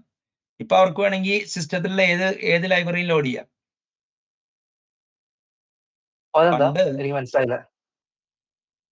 പണ്ട് ഒരു നേറ്റീവ് കോഡ് നിങ്ങൾ നേറ്റീവ് ആണെന്ന് മാർക്ക് ചെയ്യണം, എന്നിട്ട് നിങ്ങൾ സ്റ്റാറ്റിക് ബ്ലോക്കിൽ ആ ലൈബ്രറി ലോഡ് ചെയ്യണം, എന്നാലേ നിങ്ങൾക്ക് ജാവ കിട്ടത്തുള്ളായിരുന്നു. ജാവയുടെ ഇംപ്ലിമെന്റേഷൻ, അതായത് ജാവയുടെ കോൺസ്ട്രക്റ്റിന്റെ ഇല്ലാത്തതുകൊണ്ടാണ് അങ്ങനെ ചെയ്യാൻ പറ്റാത്തതുകൊണ്ടാണ് അല്ലെ പണ്ട്. അല്ല ഇപ്പൊ എന്ത് പറ്റിയെന്ന് വെച്ചാൽ ഫ്രീഡം തന്നു. ഫ്രീഡം തരുമ്പോ എന്ത് പറ്റും? മിസ്യൂസ് നടക്കും. ഇപ്പൊ പൈത്തന്റെ സ്റ്റാൻഡേർഡ് മെക്കാനിസം ഉണ്ട്, പിന്നെ സ്വിഗ് എന്ന് പറയുന്ന മെക്കാനിസം ഉണ്ട്, അതും സ്റ്റാൻഡേർഡ് മെക്കാനിസം ബേസ് ഉണ്ട്. പക്ഷെ പിൽക്കാലത്ത് പൈത്തൺ എന്ത് വെച്ചാല് നിങ്ങൾക്ക് ആവശ്യമുണ്ടെങ്കിൽ നിങ്ങളുടെ DLL ലോഡ് ചെയ്യാം, മാർക്ക് ചെയ്യൊന്നുമില്ല. അപ്പൊ ആ സെപ്പറേഷൻ ഇല്ല. അപ്പൊ നിങ്ങൾക്ക് ഒരു സിഗ്നേച്ചർ വെരിഫിക്കേഷൻ ഒക്കെ നടത്തണ്ടേ ഇങ്ങനത്തെ ഒരു അതിന്റെ മെസ്സേജ് ഞാൻ ജസ്റ്റ് മാപ്പ് ചെയ്യാനാണ്. അതായത് ചുമ്മാ നമുക്ക് ലോഡ് ചെയ്യാൻ പറ്റില്ല. അപ്പൊ ഒരു സിഗ്നേച്ചർ ചെക്ക് ചെയ്തിട്ട് അങ്ങനെയൊക്കെ അതുണ്ടായിരുന്നു. അപ്പൊ ഇതാണ് അതിന്റെ കാര്യം. അപ്പോ നമുക്കിപ്പോ ഒന്ന് വൈൻഡ് ചെയ്യാം. അപ്പോ നമ്മൾ ഇന്ന് എന്താണ് വെർച്വൽ മെഷീൻ എന്നുള്ളത് ഡിസ്കസ് ചെയ്തു. വെർച്വൽ മെഷീനിന്റെ ഇന്റേണൽസിലേക്ക് പോകുന്നതിന് പകരം പൊതുവെ discussion mostly were centred around primitive object types, reference types, value types, value semantics, sum type ഇതാണ്. പിന്നെ അതിനേക്കാൾ കൂടുതൽ എങ്ങനെ C++ പ്രോഗ്രാംസും ജാവ പ്രോഗ്രാംസും അല്ലെങ്കിൽ .NET പ്രോഗ്രാംസും കമ്പയർ ചെയ്യുമ്പോൾ എങ്ങനെ റീസൺ ചെയ്യണം, എന്താണ് AOTയുടെ മുകളിൽ just in time compilation advantage, rejit എന്താണ്, റീജിറ്റിൽ പ്രൊഫൈലർ യൂസ് ചെയ്താൽ അതിന്റെ കോൺസിക്വൻസ് എന്താണ്, എങ്ങനെയാണ് ഓട്ടോ ട്യൂണിങ് വെച്ചിട്ട് VMസും നമുക്ക് എങ്ങനെ ട്യൂൺ ചെയ്തെടുക്കാം. അപ്പോൾ അതിനെക്കുറിച്ചൊക്കെ ഒരു നല്ല ഡിസ്കഷൻ നടന്നു. പിന്നെ എന്താ പറയുക, ഈ പാറ്റേൺ മാച്ചിങ് എന്തിനാണ് എന്നുള്ളതിനെ കുറിച്ച് സംസാരം വന്നു. പിന്നെ എന്തുകൊണ്ട് മൈക്രോസോഫ്റ്റ് മറ്റേ എന്താ പറയുക value type up front support ചെയ്തു, പെർഫോമൻസിനേക്കാളും വിൻഡോസ് API ആയിട്ടുള്ള ഇന്റർഫേസ് ആണെന്നുള്ളതാണ് ഇപ്പോഴത്തെ ഹൈപ്പോത്തസിസ്. പിന്നെ നെസ്റ്റഡ് ടൈപ്പ് വന്നു കഴിഞ്ഞാൽ മറ്റേ പാക്ക് ചെയ്ത് വരുമോ. പിന്നെ C++ൽ എന്തുകൊണ്ട് വാല്യൂ ടൈപ്പ് എന്ന് പറഞ്ഞ എക്സ്പ്ലിസിറ്റ് ടൈപ്പ് ഇല്ല, പക്ഷേ ടൈപ്സ് എന്താ പറയുക ഈ പ്രാക്ടിക്കലി മിക്കത് റെഫറൻസ് ടൈപ്സ് ആണ്. പിന്നെ C++ അങ്ങനെ പറയാൻ പറ്റില്ല, കാരണം നിങ്ങൾക്ക് വേണമെങ്കിൽ നിങ്ങളുടെ മെമ്മറിയിൽ കൊടുക്കാം. അതുകൊണ്ടായിരിക്കും അങ്ങനെ ഒരു എന്താ പറയുക ഈ വാല്യൂ സെമാൻറ്റിക്സ് എന്ന് പറയുന്നതിന് പകരം വാല്യൂ ടൈപ്സ് എന്ന് തന്നെ C++ കമ്മ്യൂണിറ്റി പറയുന്നത്. പിന്നെ അപ്ലിക്കേഷൻ ബൈനറി ഇന്റർഫേസിന് നല്ലൊരു ബെയറിംഗ് ഉണ്ട്, എങ്ങനെയാണ് JNIയും FFIയും PINVOKും വർക്ക് ചെയ്യുന്നത് എന്നുള്ളത്. അതായത് ഇപ്പോൾ ഫോർ എക്സാമ്പിൾ വിൻഡോസ് 632-ബിറ്റിൽ ലിനക്സും സെയിം രജിസ്റ്റേഴ്സിൽ രജിസ്റ്റർ യൂസേജ് സെയിം ആയിരുന്നു, സ്റ്റാക്ക് ആയിരുന്നു primary mechanism for transferring data for STD call, at least standard calling convention. Fast കോളിനൊക്കെ രജിസ്റ്റേഴ്സ് ഉണ്ടായിരുന്നു. മൈക്രോസോഫ്റ്റ് രജിസ്റ്റേഴ്സിലോട് സ്വിച്ച് ചെയ്തപ്പോൾ ലിനക്സിൽ പ്രാക്ടിക്കൽ അല്ല അങ്ങനെ ഒരു ഇതിലോട്ട് ഒരു എൻറ്റയർ സാധനങ്ങളൊക്കെ സ്വിച്ച് ചെയ്യാൻ. അപ്പോൾ അത് പ്രോഗ്രാംസ് ലൈക്ക് മൈൻ ഭയങ്കര കോംപ്ലിക്കേറ്റഡ് ആയിട്ടുണ്ടാവും, അത് ഇൻഡ്രോപ്പ് ചെയ്യുമ്പോഴും ഇത് ഉണ്ടാവും. പിന്നെ മൈക്രോസോഫ്റ്റിന്റെ അൺസേഫ് ബ്ലോക്ക് കോം ഇൻഡ്രോപ്പ് എന്താണെന്നുള്ളതിനെ കുറിച്ച് സംസാരിച്ചു. പിന്നെ അതിനേക്കാളുപരി ഷെയർഡ് ഒബ്ജക്റ്റ് എന്താണ്, DL എന്താണ്, അതെങ്ങനെ ക്രിയേറ്റ് ചെയ്യുന്നതിനെ കുറിച്ചുള്ള റിസോഴ്സസ് പറഞ്ഞു. പിന്നെ CGI കുറിച്ച് ഒരു ഇത് പറഞ്ഞു. എന്തുകൊണ്ടാണ് ഇത് മാറ്റർ ചെയ്യണമെന്ന് വെച്ച് കഴിഞ്ഞാൽ ഇപ്പൊ പ്രോഗ്രാമിംഗ് ഒരു ബ്രെഡ് ആൻഡ് ബട്ടർ പ്രോഗ്രാമർക്ക്, ഈവൻ നല്ലൊരു പ്രോഗ്രാമർക്ക്, ഈവൻ ഒരു ആർക്കിടെക്റ്റിന് പോലും ഇതൊന്നും അറിഞ്ഞുകൂടെങ്കിലും നല്ല ആർക്കിടെക്റ്റ് ഒക്കെ ആവാൻ പറ്റും. Nobody is denying that. പക്ഷേ ഈ പലപ്പോഴും നമുക്ക് സൊല്യൂഷൻസ് റീസൺ ചെയ്യണം. അതായത് ബിഫോർ വി ഇംപ്ലിമെന്റ് ഒരു സൊല്യൂഷനെ കുറിച്ച് റീസൺ ചെയ്യുമ്പോൾ ഈ ഒരു ഗ്രൂപ്പ് ഡിസ്കഷൻ അല്ലെങ്കിൽ ഒരു ബ്രെയിൻ സ്റ്റോമിംഗ് സെഷൻ നടക്കുമ്പോൾ ഫസ്റ്റ് ആൻഡ് ഫോർമോസ്റ്റ് ഒരു കോമൺ ലാംഗ്വേജ് വേണം. അതായത് ഇപ്പോൾ ഫോർ എക്സാമ്പിൾ ഇപ്പോൾ വെബ് പ്രോഗ്രാമിംഗ് ആണെങ്കിൽ അതിനൊരു ലാംഗ്വേജ് ഉണ്ട്. ഇപ്പോൾ പ്രോഗ്രാമിംഗ് ലാംഗ്വേജിനെ കുറിച്ച് പറയാൻ വേണ്ടി അതിൻ്റെതായ ലാംഗ്വേജ് ഉണ്ട്. അപ്പോൾ അങ്ങനെ ഒരു പശ്ചാത്തലത്തിൽ പ്രോഗ്രാമിംഗ് ലാംഗ്വേജസിനെ കുറിച്ച് മാത്രമല്ല വെർച്വൽ മെഷീൻസിനെ കുറിച്ചും റൺ ടൈംസിനെ കുറിച്ചും ഇനി ഇപ്പൊ ഈ മീറ്റിംഗിൽ നിന്ന് തന്നെ വന്നതെന്ന് വെച്ചാൽ ജനറിക്സ് ഒരു 4 പേര് കൂടി കഴിഞ്ഞാൽ ഒരു ജനറിക്സിന് ഒരു കോമൺ കാര്യങ്ങൾ വരുമ്പോൾ, അതായത് ഇപ്പോ ജനറിക്സ് ട്യൂറിംഗ് കംപ്ലീറ്റ് ആണോ, ഇപ്പൊ ജനറിക്സ് മറ്റേ ഈ വാല്യൂ ടൈപ്പ് പോകാൻ പറ്റുമോ, ജനറിക്സ് എങ്ങനെയാണ് റൈഫൈ എന്നുള്ള കീവേഡ്. ഓക്കെ, ഇനിയിപ്പോ സ്റ്റാറ്റിക്കലി ടൈപ്പ് ലാംഗ്വേജ് ആയ സ്വിഫ്റ്റും സ്റ്റാറ്റിക്കലി ടൈപ്പ് ലാംഗ്വേജ് C++, എന്തുകൊണ്ട് ജനറിക്സ് ഡിഫറെന്റ് രീതിയിൽ ഇത് ചെയ്യുന്നു, എന്താണ് അതിന്റെ ഇത്. Accidental discovery of Turing completeness in C++ ഒരു വൺ ഇവന്റ് ആയിരുന്നു. അപ്പോ പിന്നെ certain kind of computations C++ expose ചെയ്യാം. As time proceeds, VMs will improve their capability. They do have much sophisticated techniques in order to എന്താ പറയുക make your program run faster. അപ്പോൾ altogether it was actually a fruitful discussion. So അടുത്ത discussion മിക്കവാറും PINVOK and JNI FFI ആവാനാണ് സാധ്യത on this topic. അപ്പോൾ examples സഹിതം slide വെച്ചിട്ട് ഇത് കുറച്ചും കൂടി ഒരു ഹാൻഡ്സ് ഓൺ സെഷൻ ഉണ്ടെങ്കിൽ whatever we discuss will come to the fore. അപ്പോൾ until then നന്ദി, നമസ്കാരം. അല്ലേ?